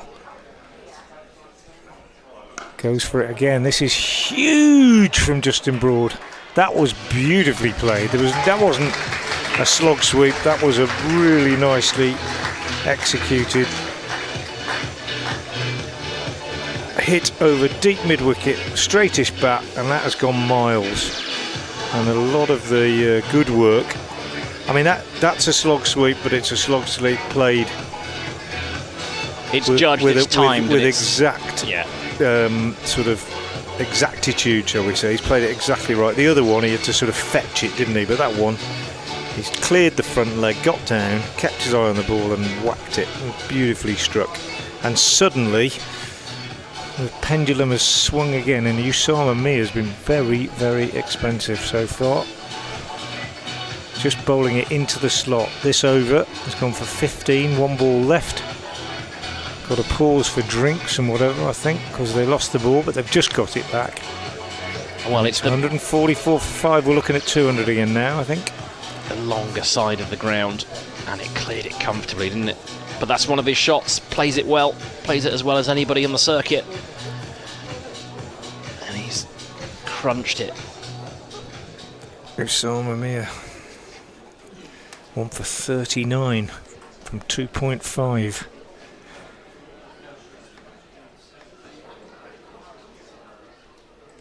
Completes the over, and Broad goes for the switch hit again. Only gets a single. Good tumbling stop by Tom Taylor. End of the over. 144 for 5. 15 from that over. Looking at 200 plus again now. 15 gone. On Friday night, Worcestershire were 150 for 4. And here they are 145 for 5, I beg your pardon. 16 off that over. So it's not a score that is extraordinary, but it's decent, it's solid. And this next 5 overs could well Matt Waite's been expensive. So width. And that's going to be 4 more. Flashed away. You're right, Frank, there was width, just threw his hands at it. Just the one man to beat, really, in the ring. Just to clarify that, I mean, it sounds a bit, somebody might say, well, of course the next 5 overs will shape the game, but what I mean is, if Worcestershire were to keep a lid on this next 5 overs and keep the score under, say, 190, then they'll feel on this pitch that's chaseable. If it gets to 200 plus, 210, something like that, that's going to really take some getting, I think. In comes Waite again. It's full bunger and clubbed down the ground for a single. Well, that's it, isn't it? The difference between 190 and 210. Actually, when you've got people like Willie and Sanderson bowling at you, the difference is the approach you take against the best bowlers. When it's getting towards 200, you've got to go after everybody. Yeah. The difference between 190 and 210 is that you can be slightly more controlled in your approach against the top end bowlers, especially if they're bowling well. As Waite's in again, and that's drilled hard. And D'Oliveira is going to run around and do the work here. Think about 2, but they won't take on D'Oliveira. The arm isn't what it used to be, but he covers the ground so quickly.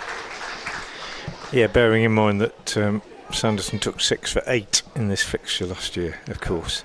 It was a tough watch. It was a tough watch until it was so good that you couldn't help but admire it. Or maybe that was just me, Frank. No, I think you're right. You've got to admire when the other team plays well sometimes. In comes Waite again.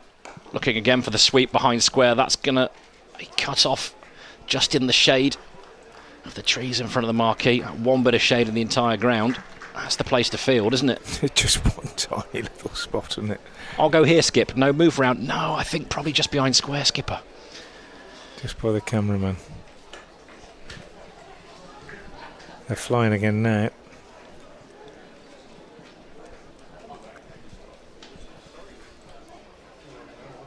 Wait to Harrison on the charge, drilled down the ground. Work for Tom Taylor. Run round to it, think about two, think better of it though.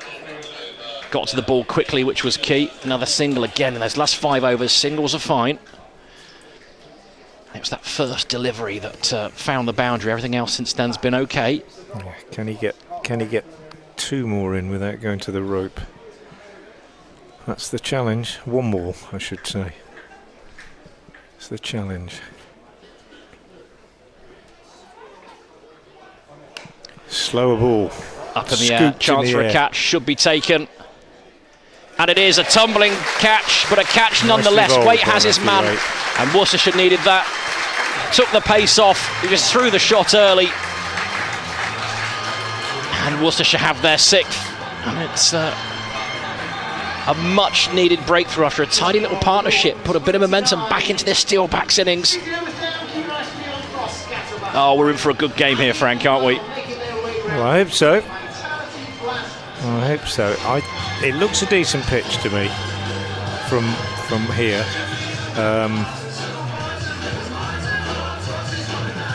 Looks like there's a fair bit of pace in it. The bounce has been even. Batters have been able to play their shots, and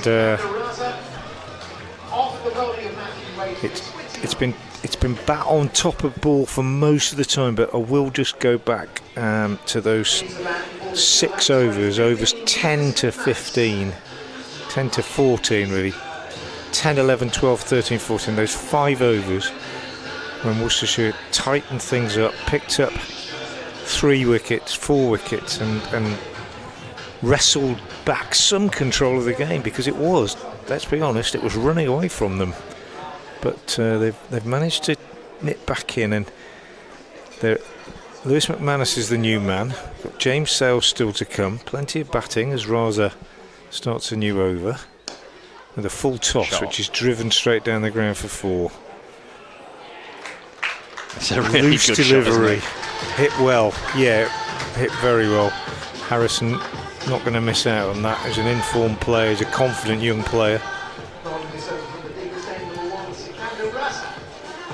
But what I was going to say is, if Worcestershire got another wicket or 2, then you've got batters who are thinking, well, let's make sure we do use the full 20. Harrison on the back foot cuts for a single. A bit like Worcestershire were the other night at Leicester, actually. In a very similar position, I think, or 15. 150 for 4, as opposed to 145 for 5. But now they're 6 down. Don't want to lose another 1 or 2 yet. I mean, they want to be still have these 2 together, maybe with 2 to go, and they can have a real launch. Or will they just go for it? McManus, first ball from Sikandar Raza. Tucks it away on the onside, takes 1 and comes back for 2, taking on the arm of D'Oliveira, and gets back. 160 for 6.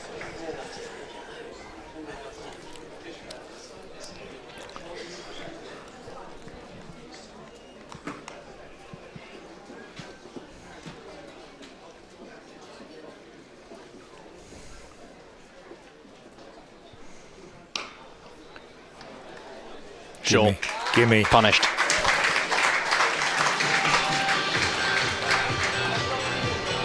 Full toss and a long up in this over. Call them what you like. Leg spin, off spin, or whatever. Full toss and a long up. Annoyed with himself.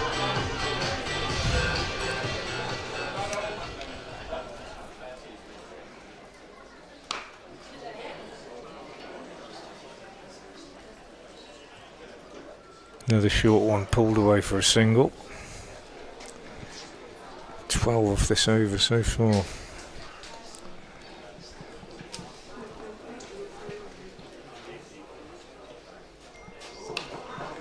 Goodness me. Got away with that really. He's only gone for 2, so 14 off the over. 167 for 6. At the end of 17. Still looking like 200, Jim. Yeah, looks about right, doesn't it? What they've got left. There doesn't seem to be a huge amount of margin for error on this deck. But we know that, particularly in Sanderson, they have such accuracy with the ball. You feel there's just been a couple of overs, really, from Worcestershire, where it's just been a line, particularly, not so much the length, but the line's been a little bit off. In the game on Friday night, only 4 overs in the Leicestershire innings went for double figures. In this innings so far, we've already had 7. And we've got 3 to go, the first of which is going to be bowled by the newly Sean Tom Taylor. Been to the barbers this weekend, I reckon. And he comes then. Last over for him. Drilled down the ground, plenty on that. Isak moves around, so does D'Oliveira, who gets there first. It's the skipper. Good work from him. I'll take a couple though.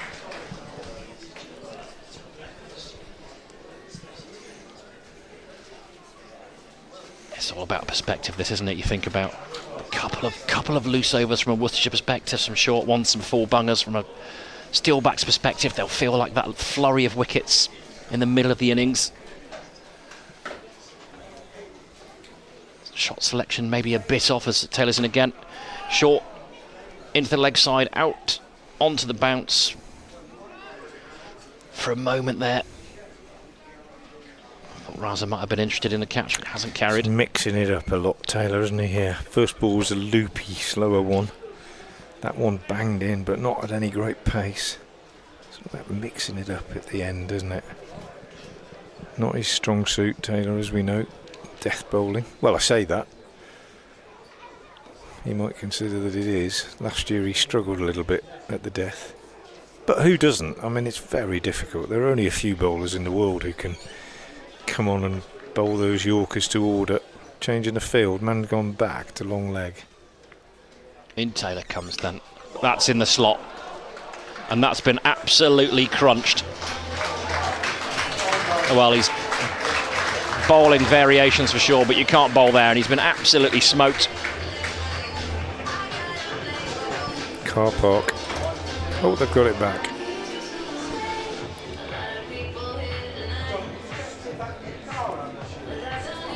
It's a good signing, isn't it? Calvin Harrison. Best slip fielder in the country as well. In my opinion, there aren't many better anyway. There certainly aren't many better.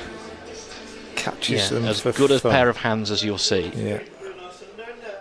A developing bowler and potentially destructive batter, as we're seeing here. In comes Taylor again.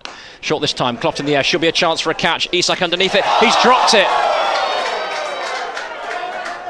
In the bread basket. It's my fault. It's my fault. And he was there for it. He was in position. But the thing is that if you think about what's to come, that could be costly. That could be an expensive drop. Tom Taylor, I think in all formats actually, going back to the county championship, Frank, he's seen plenty hit the deck with his bowling, hasn't he? He has. You're He's right. been unfortunate this year. He has, absolutely. Looks quite a straightforward one, wasn't it? Bright sky, I suppose. He's taken quite a few so far this year. Take one today. Look, for all the money, he judged it well. That final bit didn't come through. Is this going to be an angry delivery? We'll see. And what happens to it? It's played Well with the bowled. offside. But it's good bowling, isn't it? It must be frustrating. You think, especially on a day like today, when everything appears to favour the batter, toil in the sunshine. It's not easy being a bowler in this format. Big wicket as well, wasn't it? Harrison. What was he on? He was on 25. He would have been out for 24, wouldn't he?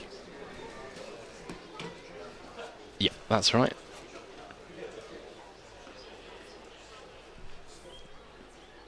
Taylor in, that's a miscue.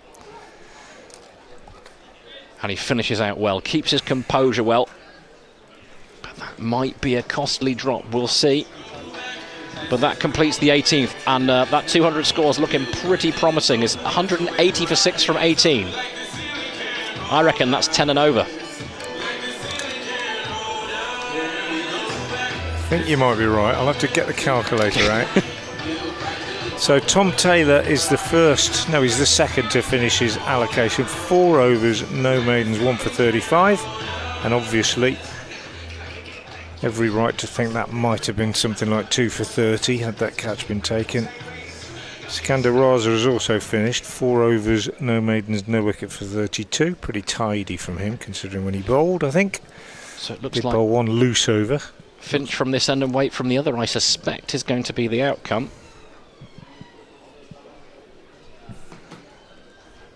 It's Finch from the Diglis end.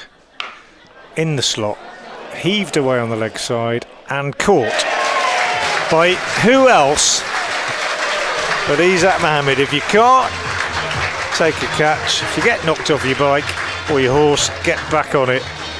And he does, and he'll feel really, really pleased about that. It's not the man that he dropped before, it's McManus that's gone, but he will feel one heck of a lot better. I was thinking when he dropped that one, which was right down in front of us, there was a horrible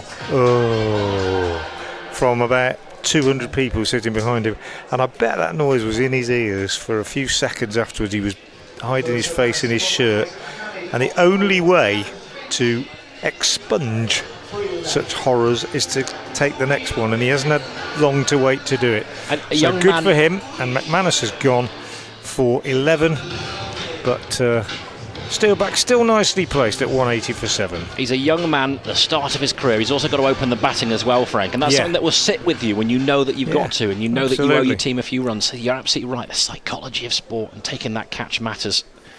Finch bags another. 3 for comes in now. Bowls and just clipped nicely by James Sales up to long on for a single. Yeah, well, it's a fickle game.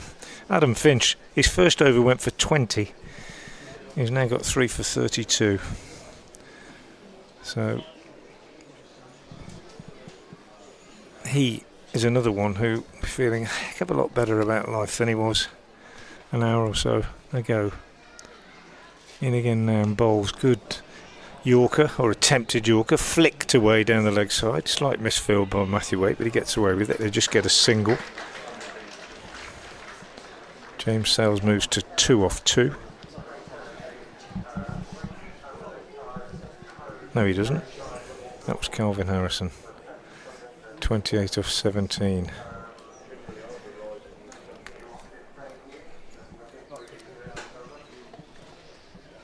That's the wicket they really need, isn't it, Harrison? Finch bowls, slower bouncer, nicely disguised. Sales, by the time he realised what it was kind of halfway through the shot, ends up just getting a bottom corner on it as he attempts a pull, and it dribbles out on the onside for a single.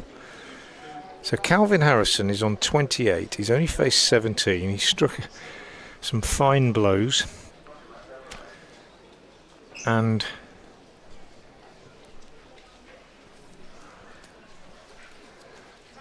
he waits now as Finch is in, and he goes for a reverse, which he doesn't get hold of. That's a dot ball from Finch. Can see why he played it. If he clears Usama Mir at short third, he gets a boundary, and there are men out all around.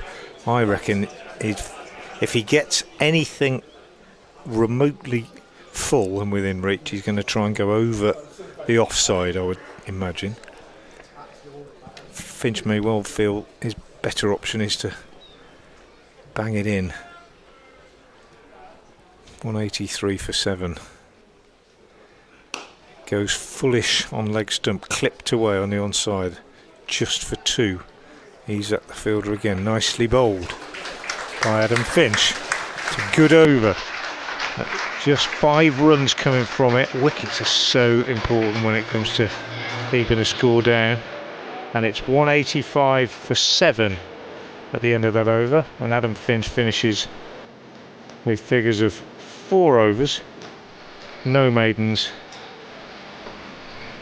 3, 4, 35 I think, and might be 36. Sales on strike for the last over, and it's these little things as well, potentially. If you can keep him quiet. And it is Waite. So Matt Waite to close out from the New Road end. James Sales on strike. Just the single.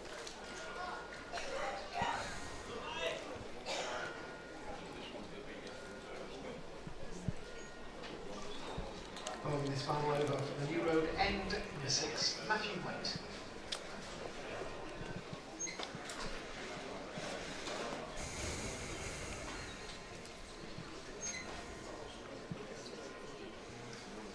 In comes Waite again. Short, there's a chance of a catch. Taylor's there. And it's comfortably taken. And Worcestershire are closing this out well here. And in the end, that drop from Isak doesn't seem to have made too much difference to proceedings.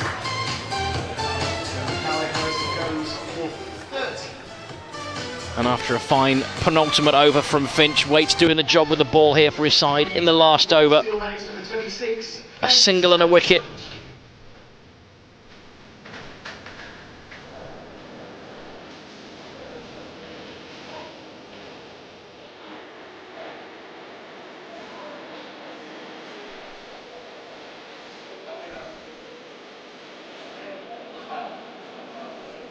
Calvin Harrison caught by Tom Taylor off the volley of Matt Waite, the 30.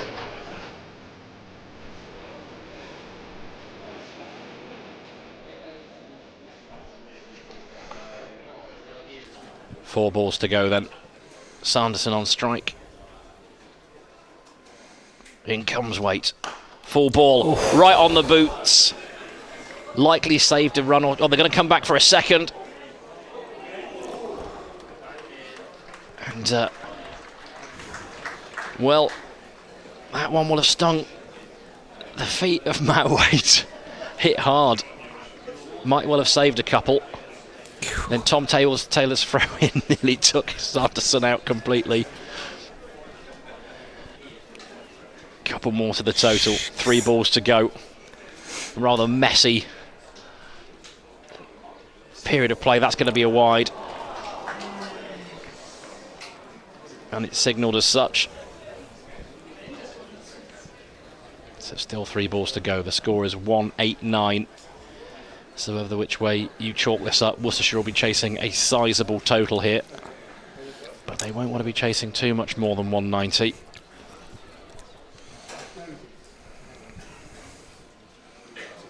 In comes Waite. Short, in the air, chance of another catch. And he's taken another one. Carbon copy, short ball, clubbed down the ground. Taylor underneath it, safe hands. It's another wicket to Matt Waite. Sanderson departs. And this little flurry of wickets at the end of the innings will put a smile on the face of the Worcestershire captain, no doubt about it. And it means number 11, George Scrimshaw, makes his way out. Former Worcestershire and Derbyshire pace bowler, one of the finest moustaches in the game.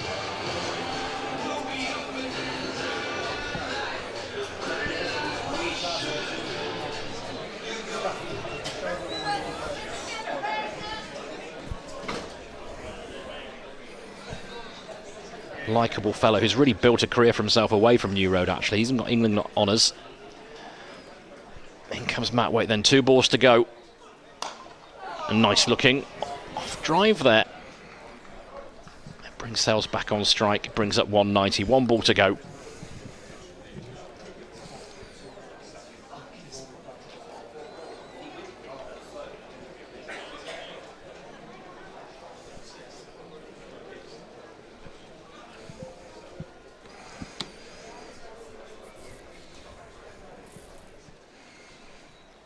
In comes Waite then, last ball of the innings. Drilled down the ground, good looking shot. Taylor's going to pick this up, they'll go for 2 no matter what. Chance for a run out. And it's given. It had felt the ball found its way to Roderick's end, and in the end the run out was affected. Probably not the end we were expecting, but it means Steelbacks are all out on the last ball of the innings. Worcestershire will be chasing 191. Well, Frank, you have to say, from 99 for 1 at the halfway stage, and they were staring down the barrel of 220, it's been quite the fight back. Yeah, I was just thinking before that last ball, actually, that it was how would you sum up that innings? And it really was an innings of fluctuating fortunes. They got an absolute flyer, brilliant power play, particularly after that 6th over that went for 20. 60 for 1, we were talking about 200 plus. 99 for 2 at the halfway stage, and you really think they're going to get a massive score. Worcestershire then, tremendous 5 or 6 over spell, picked up 3 wickets, turned it round. Then a little bit of good hitting from Broad, Calvin Harrison, but at no point did they really get away. And well, if they've 99 off the first 10 and you keep them under 200, you're happy. Keep them under, well, to 191, I think you've got to be very happy. Looks a good pitch. Last year we reckon par here was 170, 175. I'd say this is a better surface than that. I reckon absolutely game on us even. Maybe slight favourites to Steelbacks, but not a lot in it for me. Bowling figures for Worcestershire, I'll just give you them all now. We've got them. Taylor 4 overs, no maidens, 1 for 35. Sikandar Raza 4 overs, no maidens, no wicket for 32. Adam Finch 4 overs, no maidens, 3 for 36, but he went for 20 off his first over, so that's a cracking comeback from Adam Finch. Usama Mir 3 overs, no maidens, 1 for 40, but expensive today. And Ethan Brooks 1 over, no maidens, 1 for 5. Matthew Waite 4 overs, no maidens, 3 for 42. Well, from 97 for 1 in the 10th over to 191 all out. Worcestershire are going to have to go some to get these runs, but it is gettable on what looks like a really good batting surface. The sun is out, the Rapids are back at home. We'll see you in a few minutes for their reply.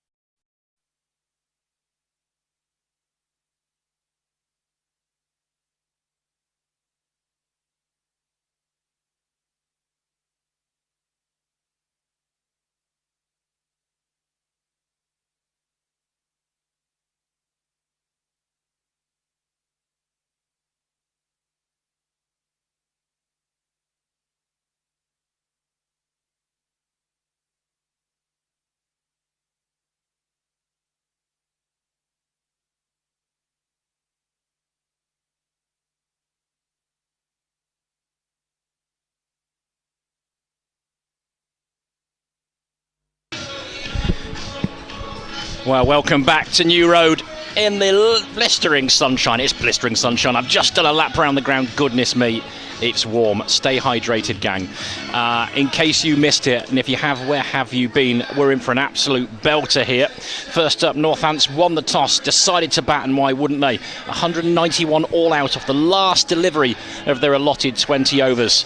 And the Rapids need 192 to secure their second victory in this T20 Blast campaign. Northants, rather, they won their first game against Glamorgan on Friday. Worcestershire off the back of a really impressive performance in Leicestershire. And unsurprisingly, it's an unchanged Rapids side. Isak Mohammed, talented youngster, joined the Rapids last year from Warwickshire, is going to open up with skipper Brett D'Oliveira, and it's going to be young Isak to face up first delivery. It's be the left armour, Willie. And watchful, dropped into the leg side. Isak's underway, so's the Rapids reply, one without loss. And I'm Jim Dale, guiding you through the next 20 overs. And alongside me, well, you know this man, synonymous with the cricket club. There are a few that will know more about this fine place than he. It's Frank Watson. Good afternoon, sir. Good afternoon, Jim. Yeah, good fight back by Worcestershire in that first half of the game, but obviously means nothing if they don't put together a decent response here with the bat.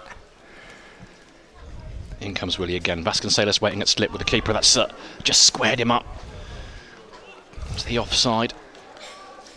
And safe save. Good all-round cricketer. Didn't have the day he wanted on his return to the side with the bat. Got a first baller, but good in the field. Bowled some useful off breaks as well at some point, I'm sure.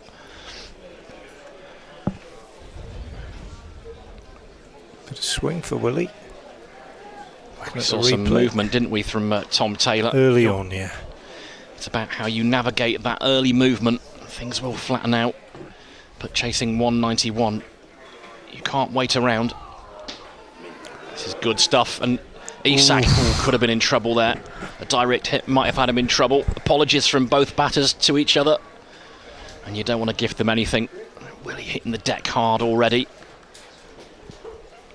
Yeah, well, again, it's one of those, isn't it, where Willie and Sanderson, do you just say, well, if we get fives off them, that's okay? Well, I think in their first spell, potentially, yes. The second spell would have to go for more, as the first shot in anger there skewed off the outside edge out into the deep on the offside. They'll get a couple. But the intention has to be there. You can't let them bowl at you. No, I think in the power play particularly, they're going to go hard. I don't think there's any doubt about that. But, you know, if Willie and Sanderson, between them, go for... They bowl their 8 overs and they go for 6 and over and only take a wicket each or something, I think that's a pretty good result. And you can target the others. They're such good bowlers at in this format, aren't they? Smack down the ground. That's been absolutely crunched. That's 12 rows back. Well, on the other hand, if you can take William Sanderson for 12 and over. What a good shot that is. I think it's just clear. I was talking to Isak Mohammed after the game on Friday, and he just said, and I think all sides say it, I think the Steelbacks probably would say the same if you talk to them about the way they went about it.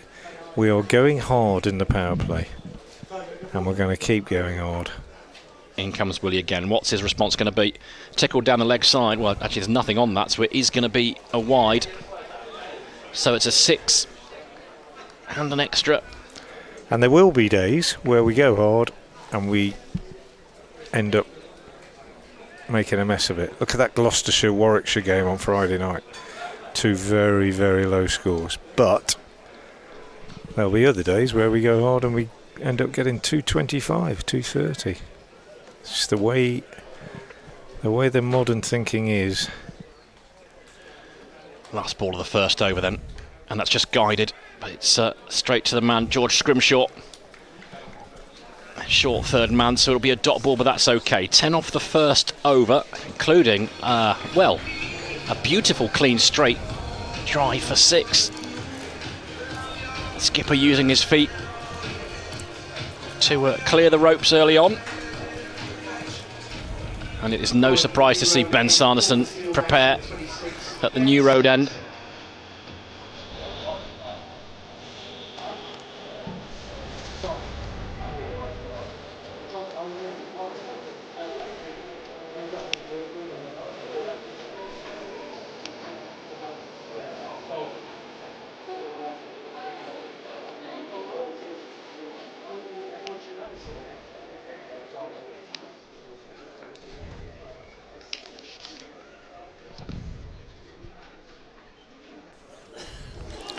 And Sanderson's first ball is a play and a miss from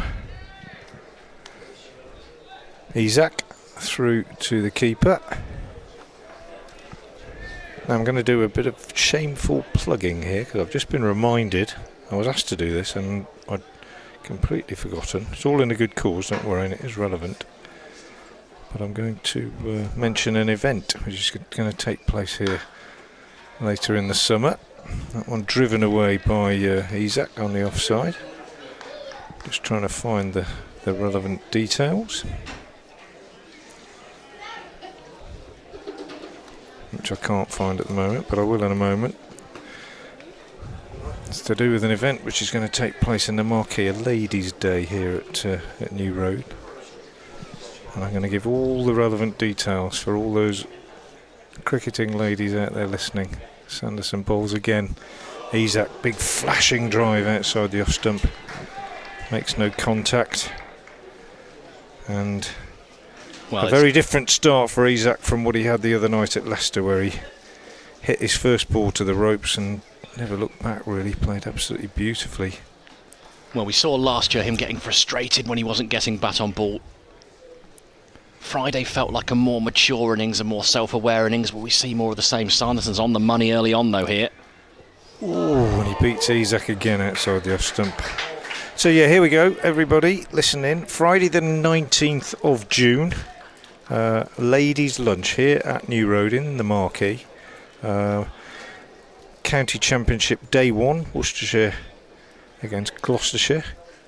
Attendance to the ground included with your ticket, so £55 per ticket, but that includes attendance for the game, and it's lunch in the marquee.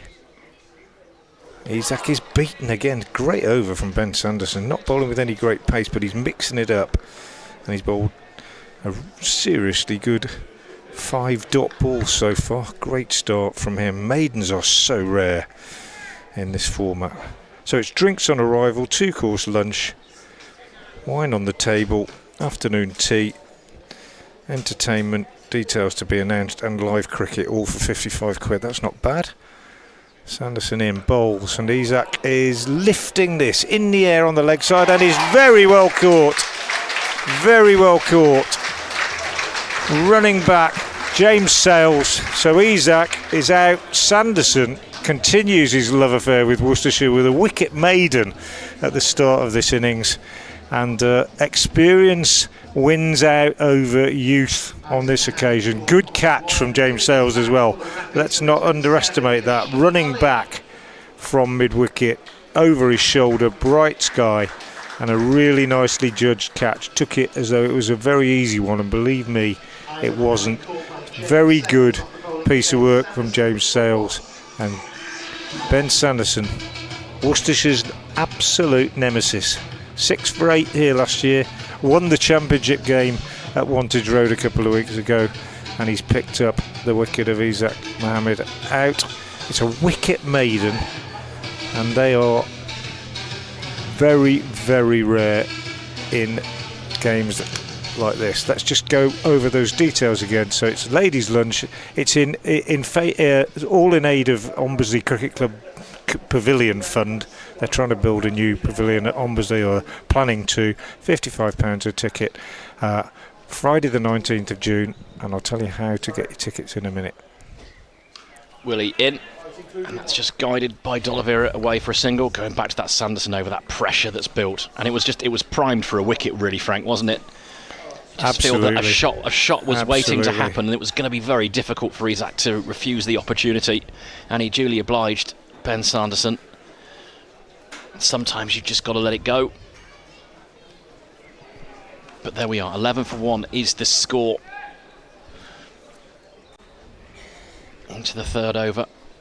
Kashif on strike for the first time against Willie. Full ball. Dug out nicely though, they'll take a single.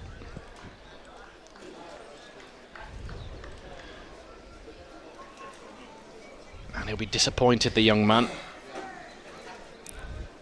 With a teenager with huge talent, huge potential, and everyone at the club is confident, hopeful that he can fulfill it. We've seen some lovely flashes and a brilliant knock, actually, 42 on Friday. Really impressive, clean hitting from the get-go. But Willie and Sanderson are an altogether different prospect. In comes Willie. Again, that's just run off the face down to Scrimshaw at short third. They'll take another single.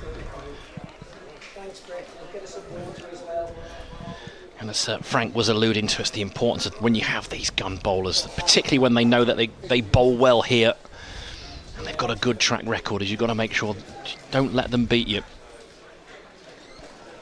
Got the batting depth to stay in this game right to the very last.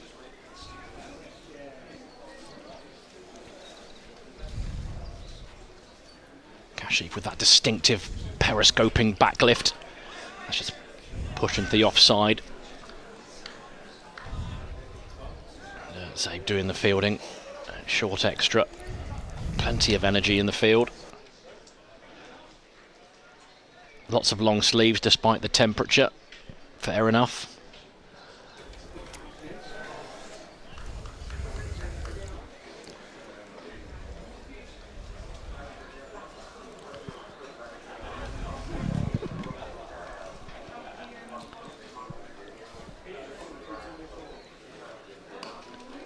Tucked away into the leg side. There's a man out in the deep, so it'll just be one.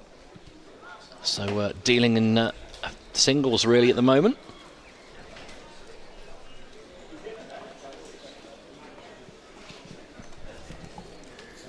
Yeah, I'm just trying to find out how to get tickets. You can contact Ombersley Cricket Club, contact Worcestershire County Cricket Club. Friday the 19th of June. There's a QR code to scan, but that's not much good. In Willie comes again, and D'Oliveira just uses the depth of his crease there, drops that into the leg side, take another single. So a rather watchful third over, just 4 from it, 4 singles. And Steelbacks will be very happy with that.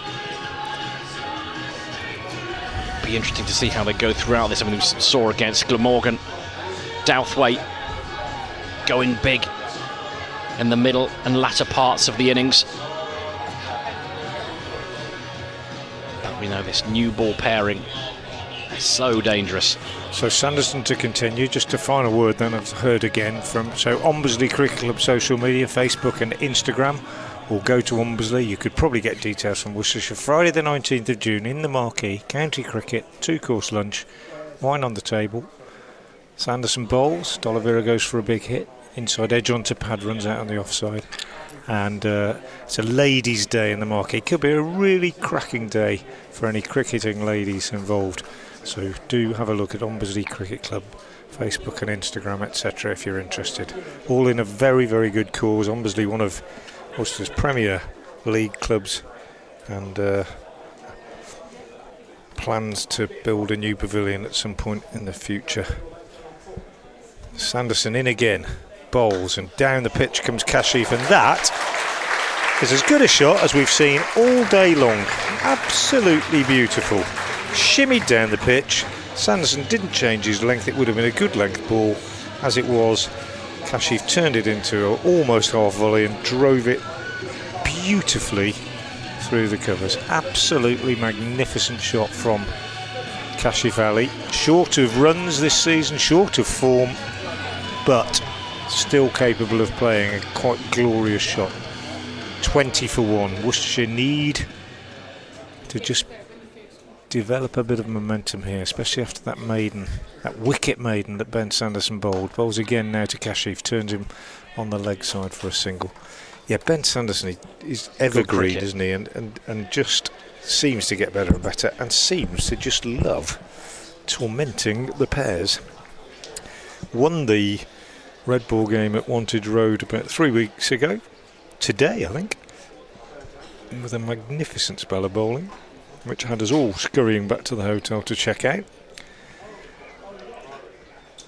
6 for 8 last year here, but clipped away on the leg side this time by D'Oliveira. 1 bounce out to deep backward square, picks up a single. 22 for 1. The man out, Isaac Mohammed, without scoring. Had a mixed old day as our Isaac. Player of the match on Friday night for his 40 odd. Today dropped a catch, caught a couple and got a naught. Fickle mother cricket.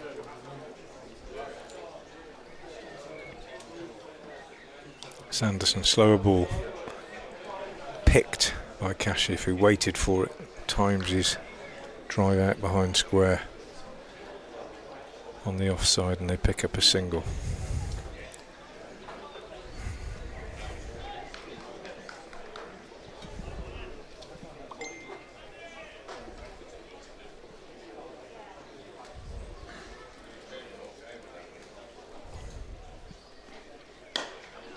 Trouble here, he's gone, clothed it, looked like Sanderson followed him, he's frustrated, and you felt like they'd done nothing that over, Frank. It's now 23 for 2. Taken 9 from it.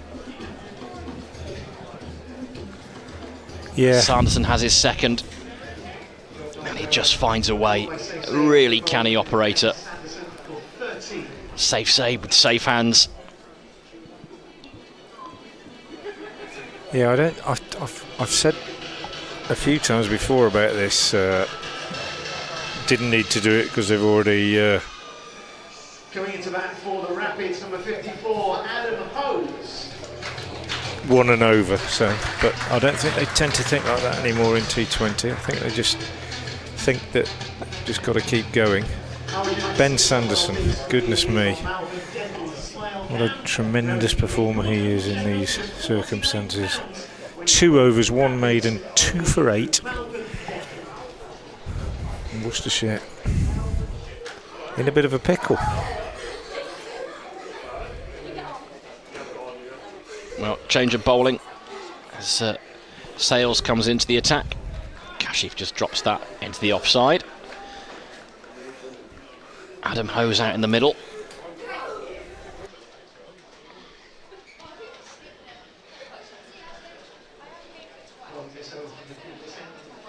And that run rate now is north of 10.5. It's not a number that's going to scare them at the moment. It's worked away, plenty of room on the leg side. A little bit too straight from Sales.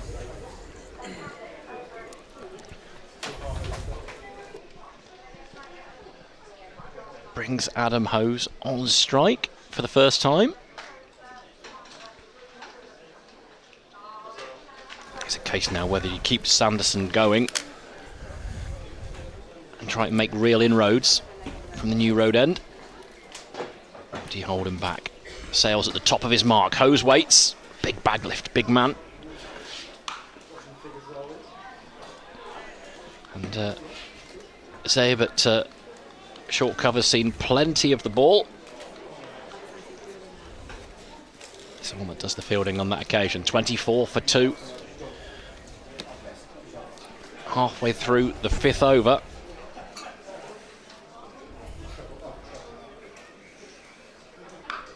Pulled away, there's a man out there. It's going to drop short. It's a good job though of stopping the ball. Calvin Harrison out there. And if anybody was going to catch it, it would have been him. Covered the ground quickly, but he's just such good hands, isn't he? Really athletic for his size. Didn't get all of it, Hose, but he gets himself a couple.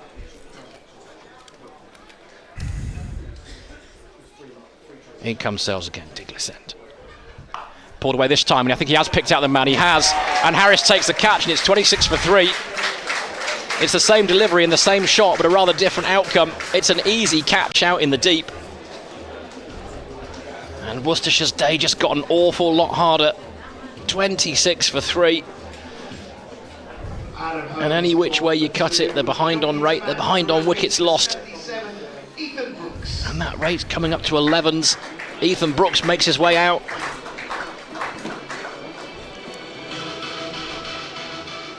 Just one man to pick out.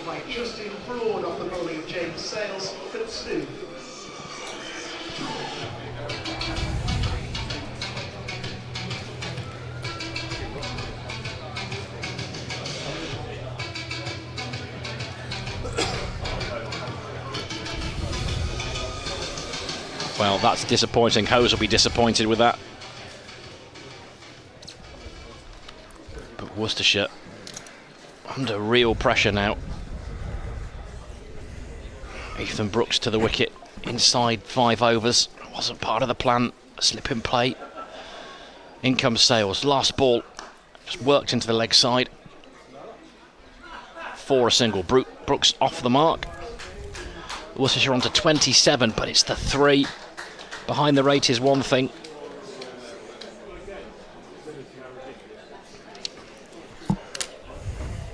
So the Rapids with all to do, but they bat deep. And they've got time, but it's going to have to be partnership building for the moment, I think, Frank. Yeah, but the trouble is, you mentioned the run rate, 11. Can't really afford to do anything other than keep looking for his shots. They've got themselves in a pretty difficult position now, I think. Willie in from the New Road end. This is what I was trying to say, really, is that one's blocked. And I know it's difficult, and you've got to score at best part of 10 and over from the start anyway, but if you look at Sanderson and Willie, I mean, okay, Willie's gone for 15 off his first 2, but Sanderson bowled 2 overs for 8. He's picked up 2 wickets. You know, if the intention against him had been to score at 6 and over, they might not have been playing those shots that gave him the wickets. They might have taken him for 12 and not lost any wickets. Inventive, effective, 4 runs. Ethan Brooks tumbling away to the offside, scoops over short fine leg. And there, Jim, in a nutshell, is where the modern game meets my view. And I'm not saying my view is just that of a dinosaur, but it's you're still trying to find a way to win, but you might be doing it a different way. That is an example of how the modern game deals with it. Find another way to score. And then just whipped into the leg side. Just be a single. And I know I'm kind of putting myself down there, but I hope it makes sense. There's lots of different ways to win. The current thinking is to go hard, go hard, go hard, go hard, and sometimes it won't work, but when it does, it does. Whereas, you know, in the earlier forms of limited overs cricket, various different lengths, tended to be a bit more strategy about it. Willie into Kashif. It's a rather handsome looking drive for 1. I suppose the logic is that at the top of the order you have the batters that are there to do it. Yeah. It's their responsibility to hit the boundaries and don't rely on others later on. Yeah. And when the field's out, you can miss-hit it and you can still get a boundary. There's all sorts of different approaches, aren't there? But I think whether it's come from the England Test team and it's filtered down to this format, I don't know, but this year everybody seems to say we're just going to keep going for it. It's timed nicely, pulled into the leg side, but there's a man out, so just be a single.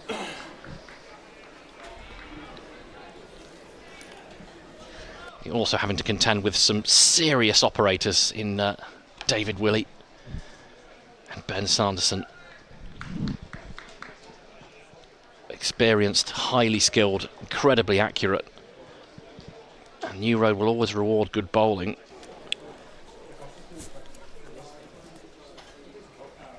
Willey in again.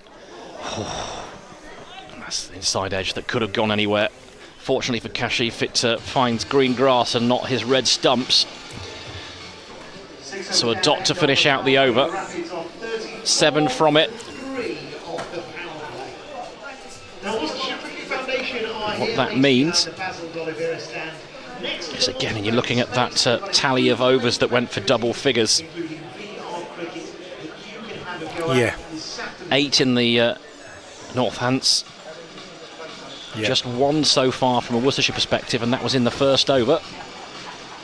Again, it's difficult.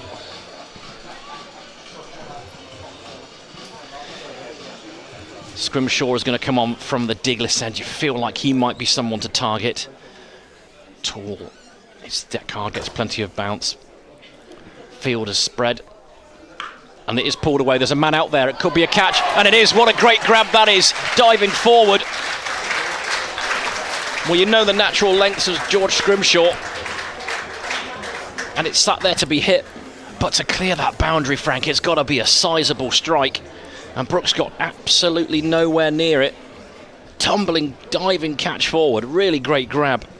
Guess who? But I'm afraid it's rather like the hose dismissal.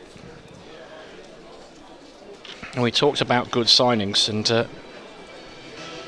how good Calvin Harrison is. Ethan Brooks caught by Calvin Harrison off the bowling of George Scrimshaw for 7. It's a great bit of business for the Northants Steelbacks, and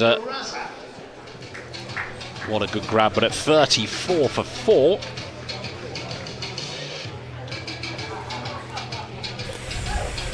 Yeah. Well, he hit it well. Didn't hit it well enough. You either hit down on it or you clear the ropes. And didn't do either. But it was a terrific catch from Calvin Harrison. I cannot stress how difficult that catch was compared to, you know, some that you see where they're top edged up into the air. He had to run in, he had to judge it. It was dying on him. He dived forward, 2 hands. He's a brilliant, brilliant catcher, and that was excellent from him. And the Steelbacks have really been at it since they went out there in the field. Scrimshaw in again, short, edged over the keeper for 4.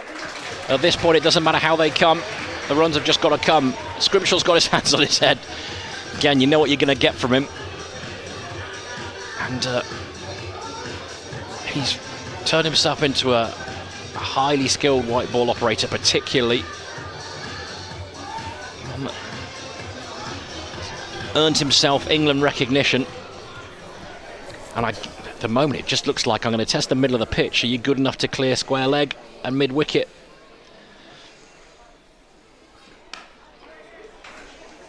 Push into the offside. They'll be thinking about 2 here, and they'll get 2 as well when they're coming back. Throw's good. Not collected, though. Brilliant work in the field, that. Brilliant. Got to the ball so quickly. Turn and throw. David Willey. Belying his years.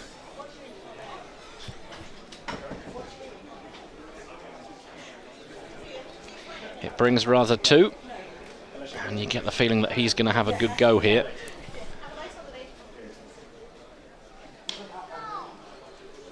Guided into the vacant cover point area. Vasquez Salos will go and do the fielding. Take a single.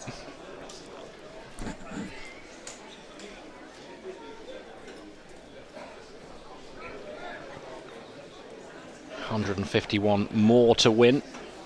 Feels like a long way away, but they've got the players.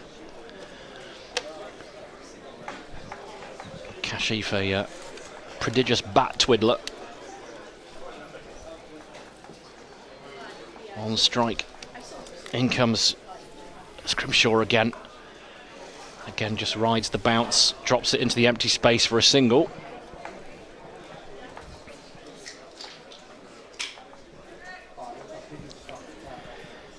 Eight from the over, 1 ball left.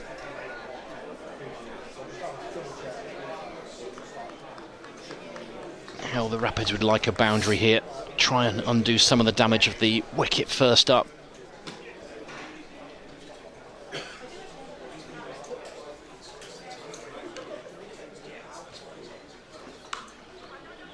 And it'll be another single, and it'll be 9 from it.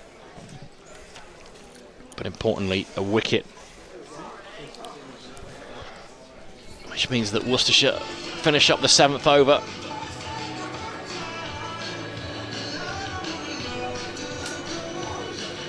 .43 for 4.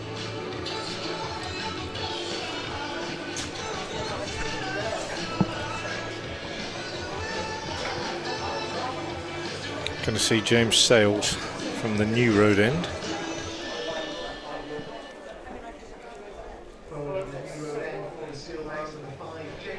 Run rate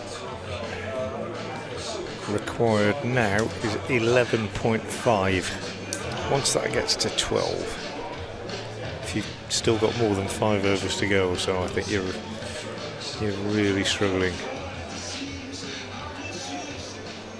And Northants have, well, they've looked what they are, which is a very, very good unit.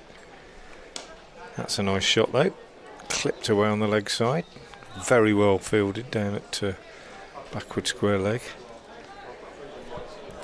And they only get a single, but yeah, they've looked, as I say, a very, very good unit of Northants. A team that knows its game, well skippered by David Willey. Sales bowls driven for a single this time, and it sounds obvious when you say that, a team that knows its game. It sounds, well, they're a professional cricket team, of course they do, but we've all seen teams, and we've seen them here at Worcester, and seasons gone by where plans change, captains change, roles change, and there doesn't appear to be any kind of patterns developing. Single here, taken by Kashif as he pushes up the ground. And then you see other teams where they get the same fielders in the same places. They tend to have the same people bowling at the beginning and in the middle and at the death. And they know each other's game. And that's how the Steelbacks look just at the moment, this last season or two. Got to finals day last year, of course. This one is an ill-directed full toss from Sales, and Kashif gets a bat on it, gets it down to fine leg for 4. Brings up the 50 for Worcestershire. And they look, well organised is the easy way to describe it. Yeah, it's a bit more to it than that, I think. A team with a clear identity, clear defined roles, familiarity, and just high-end execution, isn't it? And that is a huge blow. Yeah, that's is that the biggest today? It might well be the biggest today from Kashif. From Sales on the up, Kashif has got inside it and lifted it. Well, they're looking for a new ball, so I think that might have gone over the hospitality boxes to our right and into the New Road. That was a big, big hit from Kashif. Worcestershire need a few more of them, but it's a decent over, this one. And that's just given the crowd a little bit to cheer after what hasn't been a great half an hour or so. 56 for 4 with 1 ball left in the 8s. It's a lovely swing of the bat through the line of the ball. It was in the slot, in fairness, but it was absolutely the slot, wasn't it? As they say on TV. But even so, timed it beautifully. Be nice for Kashif to find some form in these circumstances. James Sales, a reassuring chat from his skipper before he comes in to complete the over.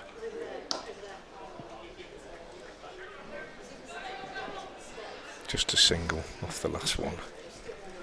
57 for 4, 14 off the over. So I know it goes against the very principle of T20 cricket, Frank, but that's sensible cricket. It's good cricket. A 4 and a 6, get a single, get yourself back on strike. 14 from the over, much needed from a Rapids perspective. And there's plenty of batting to come. But we've seen very few loose deliveries from a Steelbacks perspective. They've been pretty tight. We're going to see some spin. good with the bat, already been great in the field. We're going to see some leggers from Kelvin Harrison.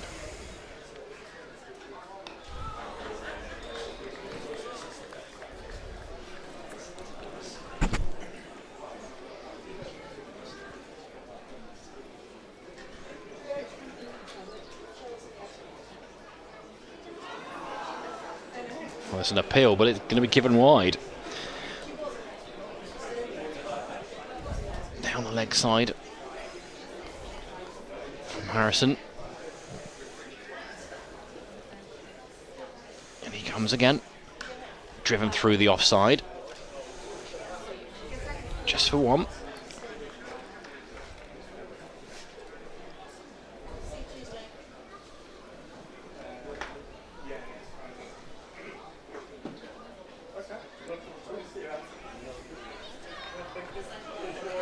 Rather taking his time to mark his guard. His first ball against Harrison. Cut away, and that's going to beat Scrimshaw, and it's a quick outfield in this heat, and that's going to go for 4. A little bit of width for Sikander Raza. Yeah, just had to find the gap, didn't he, and did. Very important. Good bit of placement as well. It's a long way down for Scrimshaw as well. Clubbed away again. Should be a couple. Excellent fielding again. Do you see him gather that return, Harrison? Just unbelievable. He's got hands like flypaper. Throw comes in. Keeper would have struggled with it. It's down by his ankles. Just picked it up one-handed. It's like having a baseball mitt, isn't it? Yeah, amazing. Just nothing to it. Amazing.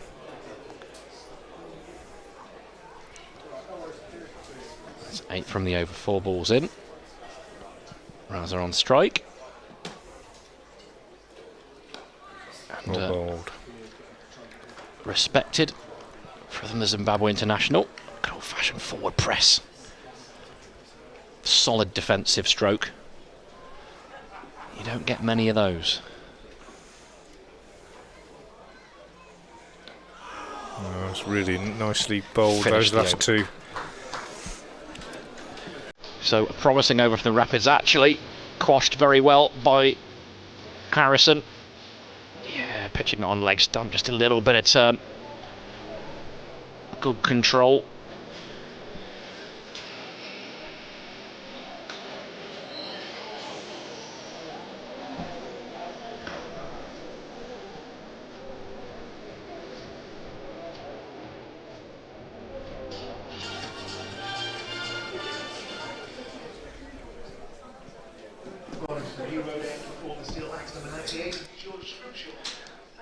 It's the first time we've had 2 overs in a row without a wicket, which is a telling stat. 9 overs in. George Scrimshaw's changing ends. He's at New Road, and tall placement running into Kashif. It's tucked away nicely, and David Willey will do the work. Good tumbling stop from the former England quick.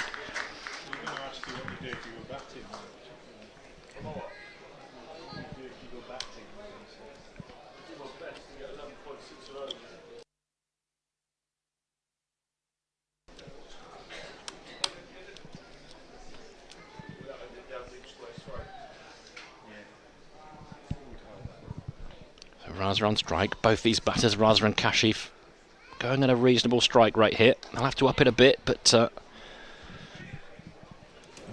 another single, another run to the total. Looking to be aggressive where they can, but importantly trying to keep wickets intact. Partnership now worth 33. It's the first partnership of note. Yeah, they've got to make it tell, haven't they? What do you feel on this? Need to earn the right to play his shots. Kashif back on strike. 25 from 18 for him. He's clubbed that down the ground. What a great shot that is. You could hear the collective murmur, I suppose, of shot from the Worcestershire faithful. Min off and min on up. beats them both to the fence. And as you were saying, Frank, it's been a tricky time for Kashif, particularly in the county championship. He's been struggling for touch and for rhythm. Looked good on Friday before getting a start and getting out, but on to 29 now. 71 for 4 the score. They'll need a few more of those lusty blows from Kashif if they're going to get close. In comes Scrimshaw again. It's a good response. Fast leg stump Yorker. Really impressive reply.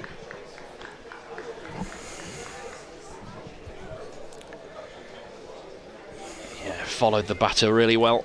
He's trying to make room for himself was Kashif. Difficult skill. Change your line so much in the delivery stride.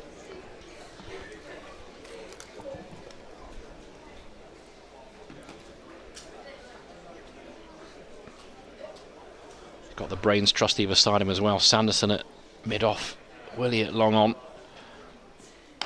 That's worked into the open spaces. They'll think about 2 here, but Zabe's so quick across the ground. Throw's not great, but he got to the ball quick enough.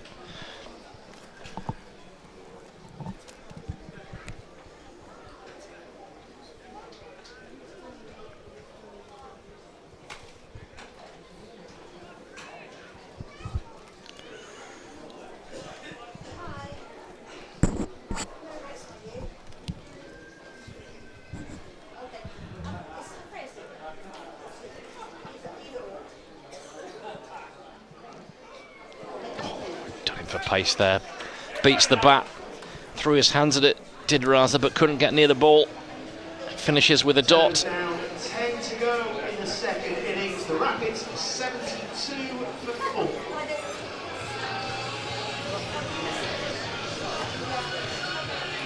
So again, we're waiting for our third double figures over of the innings. 15 from the last 2.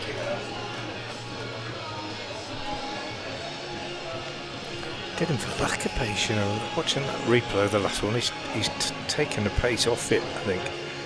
Ran in hard, cleverly disguised. Here's Harrison with his leg spin from the Diglis end. And that's a nicely played, premeditated shot from Kashif. Knows where the gap is there at backward square.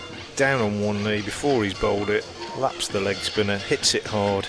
As soon as it got past that man inside the circle at short fine, it was always going to be 4.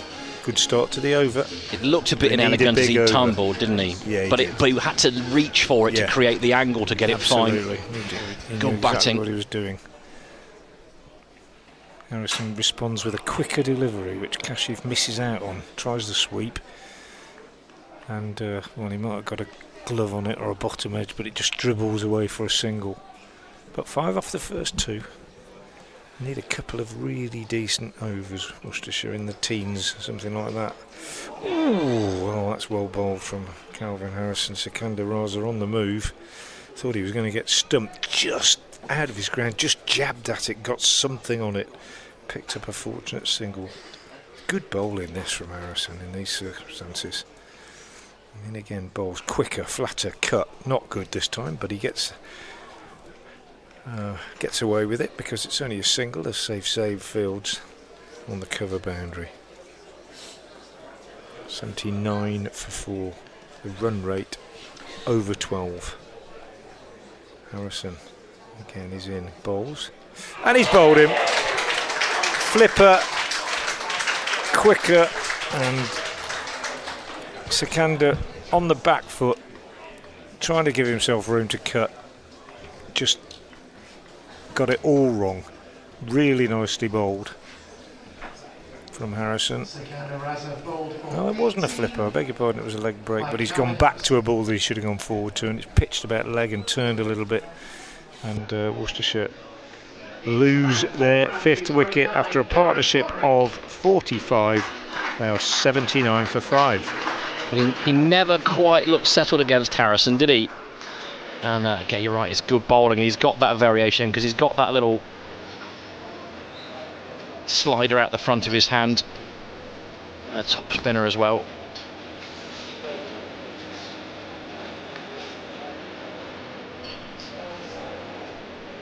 It's difficult on a decent deck as a leg spinner to be in control of proceedings. Harrison's done it really well. He's bowled really well. Yeah, he's had a good game. He's just a good cricketer. What a pickup he was from Notts. When you think about Notts tending to pick players up from everywhere else, you know, Patterson White's been going well for them. But letting one of their most promising young players go, and there are not many around like Harrison. Aggressive batter, can play all formats, contributes in all phases. Yeah, really good pickup.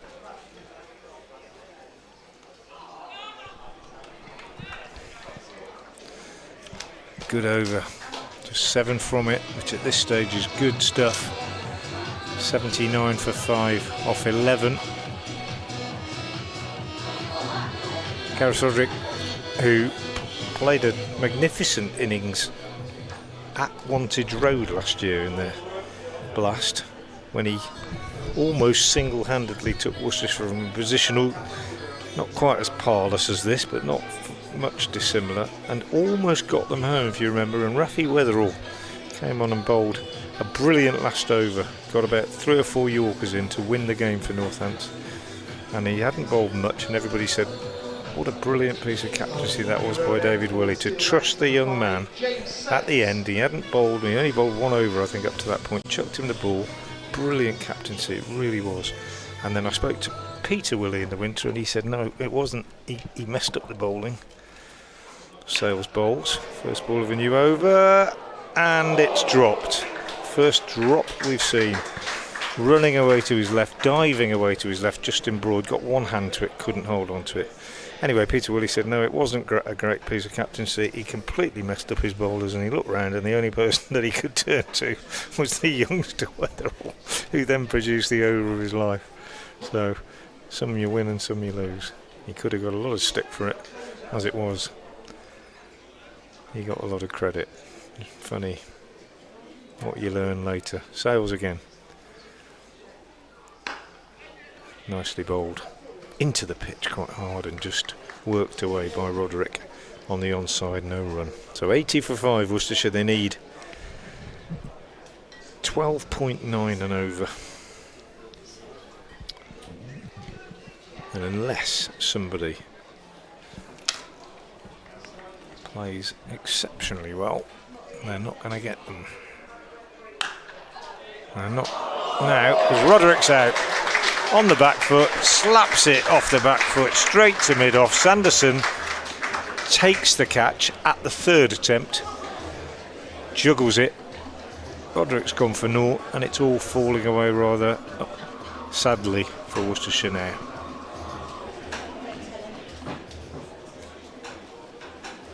Hit hard, straight to the man, hearts in mouth stuff from a Sanderson's perspective. In comes Matt Waite.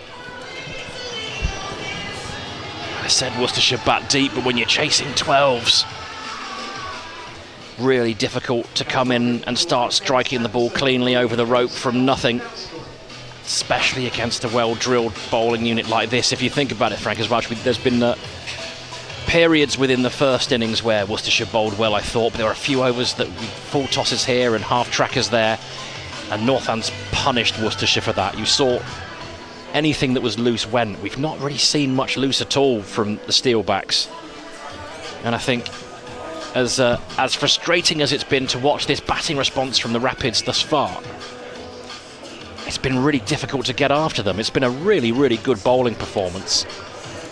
Yeah. And I think some of the shot selections, perhaps some of the timings, I looked at Hose and Brooks, perhaps not the best choice of shot.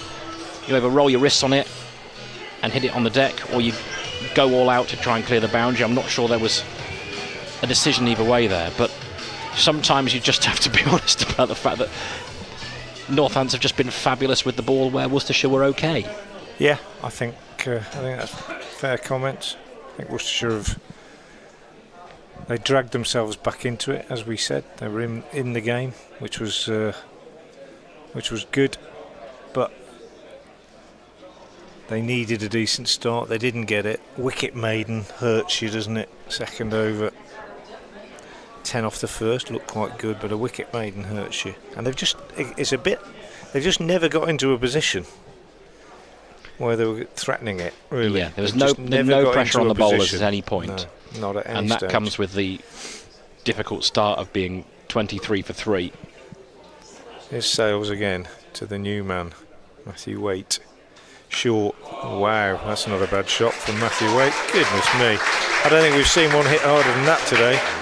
Short from Sales. Absolutely smashed it to the square leg boundary. Cracking shot from Waite.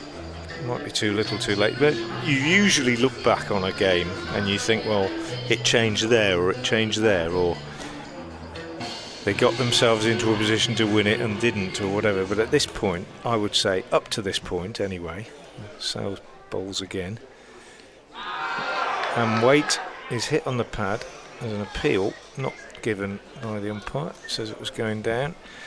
You would say at this point they've never been in a position to challenge it since the start, really.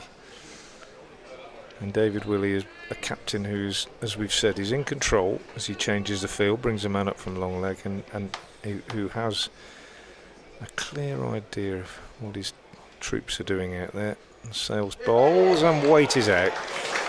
Well, that's a good sight for a seam bowler. The middle stump extracted as Waite tries to hit that one over the ladies' pavilion, misses it, and it's all a bit manic, isn't it?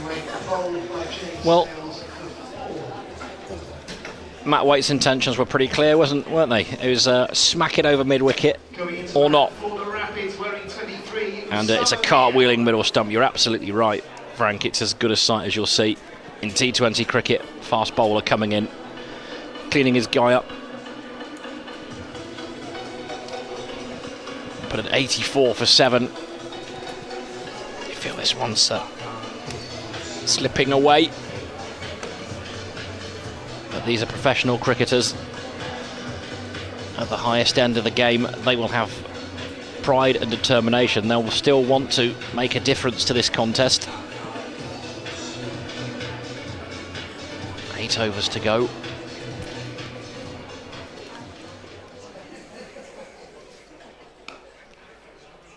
Calvin Harrison to continue, and what a good afternoon he's had.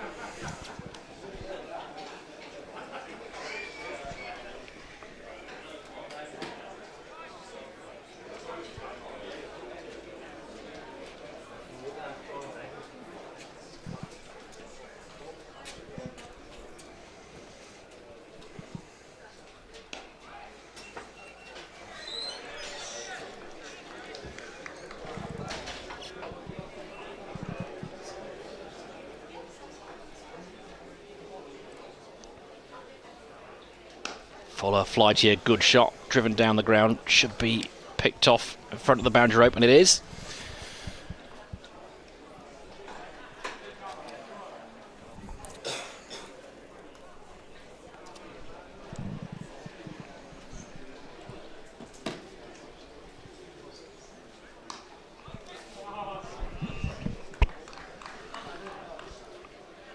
It's the added advantage as well, I think, being a wrist spinner, having a bit of height.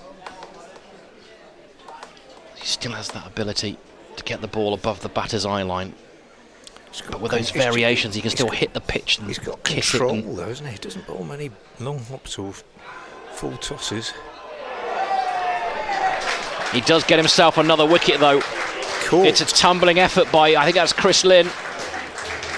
It is. It's a good grab. The initial appeal was for LBW, but there was a feather on that. Behind square. On the leg side, Chris Lynn doing a good job to snaffle that above the deck. And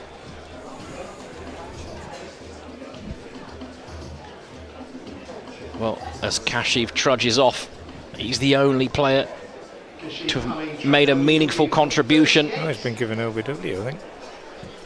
I think he was caught. And into bat for the Rapids number 12, Tom Taylor. I think he was caught.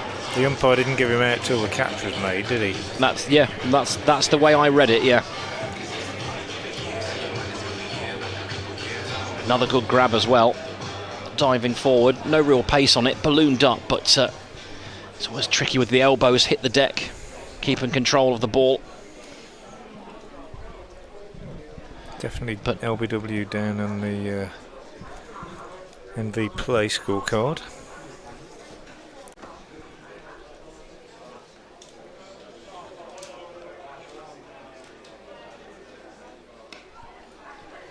Attacking the stumps.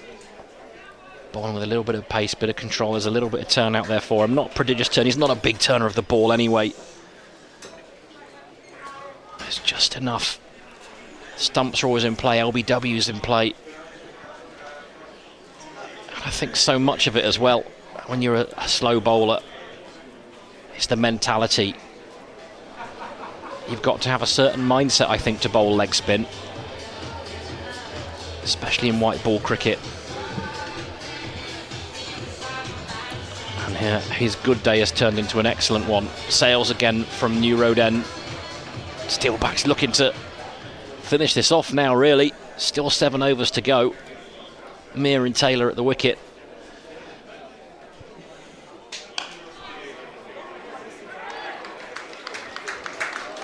That's an excellent tumbling stop. It's Justin Broad. Still throwing bodies around in the field.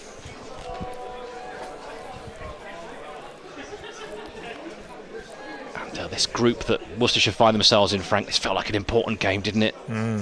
Strong group they're in this year. With the restructure strapped on the pads.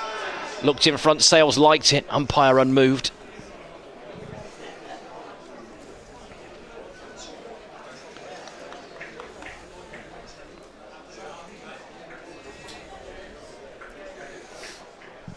Perhaps enough of a question mark about it. High-tan line. 86 for 8 though.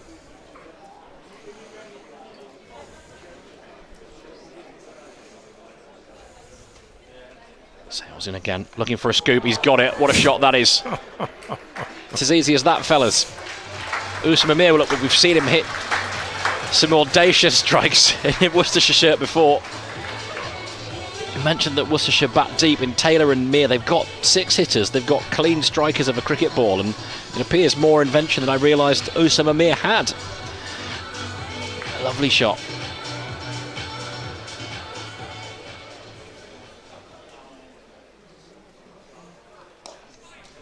That's whipped away as well behind square.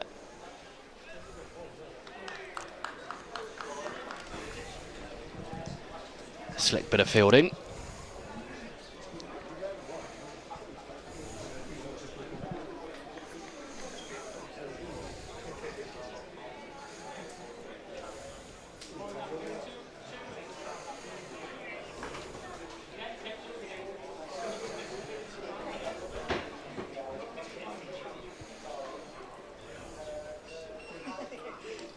Taylor's big swish.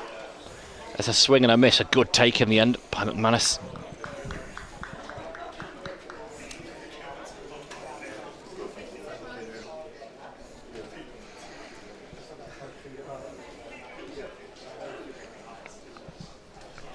But as it stands, Worcestershire in real trouble. Sanderson's only bowled 2 overs, Frank, since that early 4-8 at the top of the order.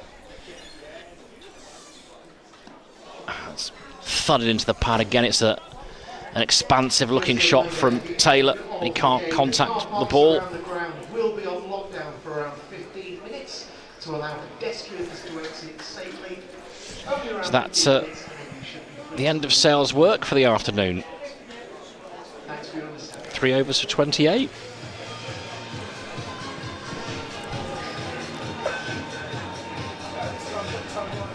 Yeah, the first bowler to complete his spell. 4 overs, no maidens, 3 for 28.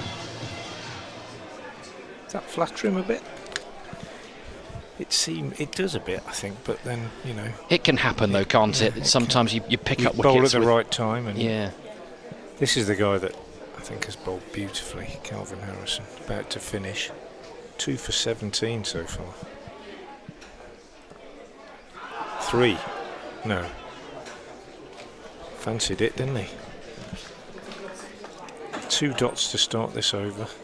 So he hasn't bowled a bad ball, I don't think. He certainly hasn't bowled a full toss. He might have bowled a couple that were a tiny bit short. He's going to get another one here. Oh, Mere's already walking off. He knows the outcome. It's safe. Out on the boundary. Good hands. And that's the skipper. He has got another one, Frank. Well, there's two members of the Calvin Harrison fan club in the commentary box this afternoon, I think it's fair to say. Just been impressed with him every time I've seen him, whatever format it's been in.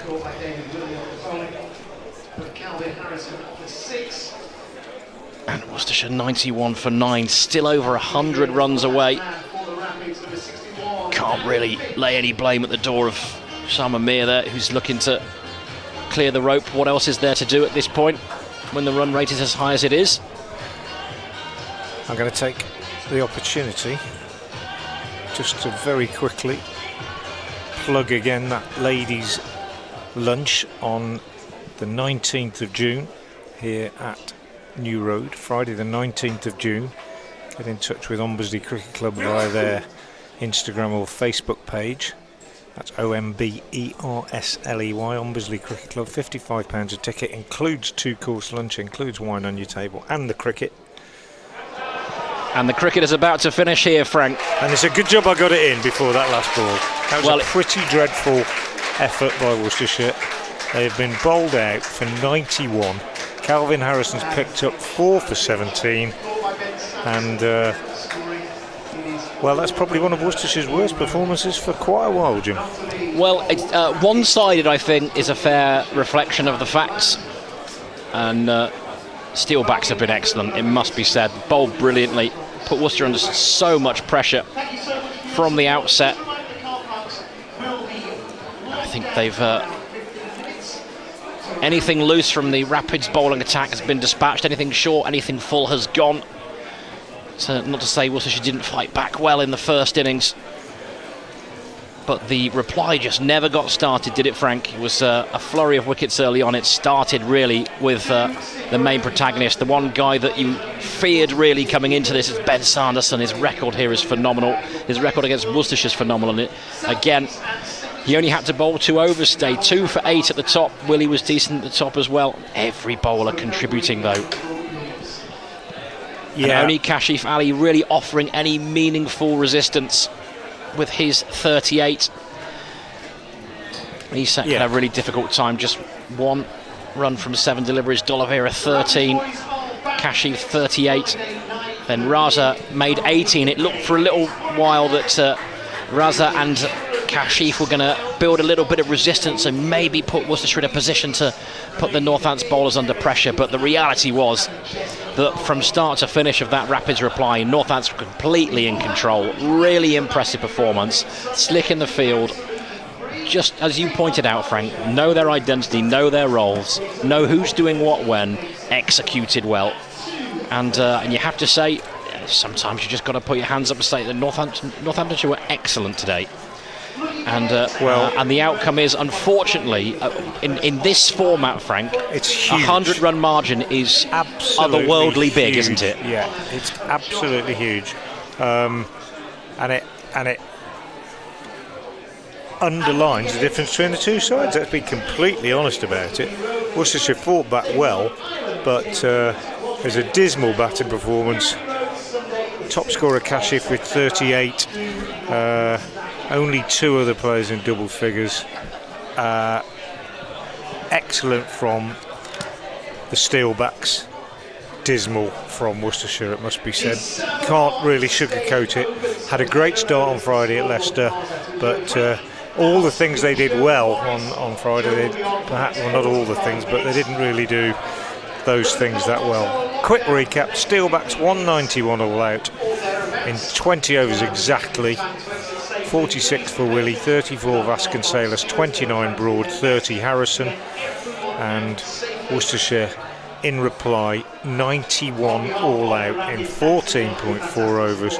Calvin Harrison 4 for 17, James Sales 3 for 28. A victory by 100 runs.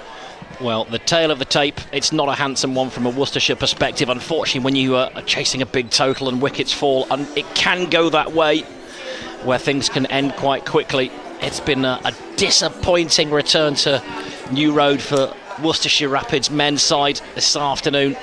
in the Vitality Blast. Back in action this Friday against the Bears, the big derby day. I think there's still a few tickets left for hospitality. General admission sold out, of course it is. Next time you'll catch us on the live feed is on Sunday as the Women's Rapids women's side, they take on Derbyshire Falcons here at New Road, so come along and support that. It's always more fun to be in the ground and drink up the atmosphere at, well, let's face it, the nicest cricket ground going in the country.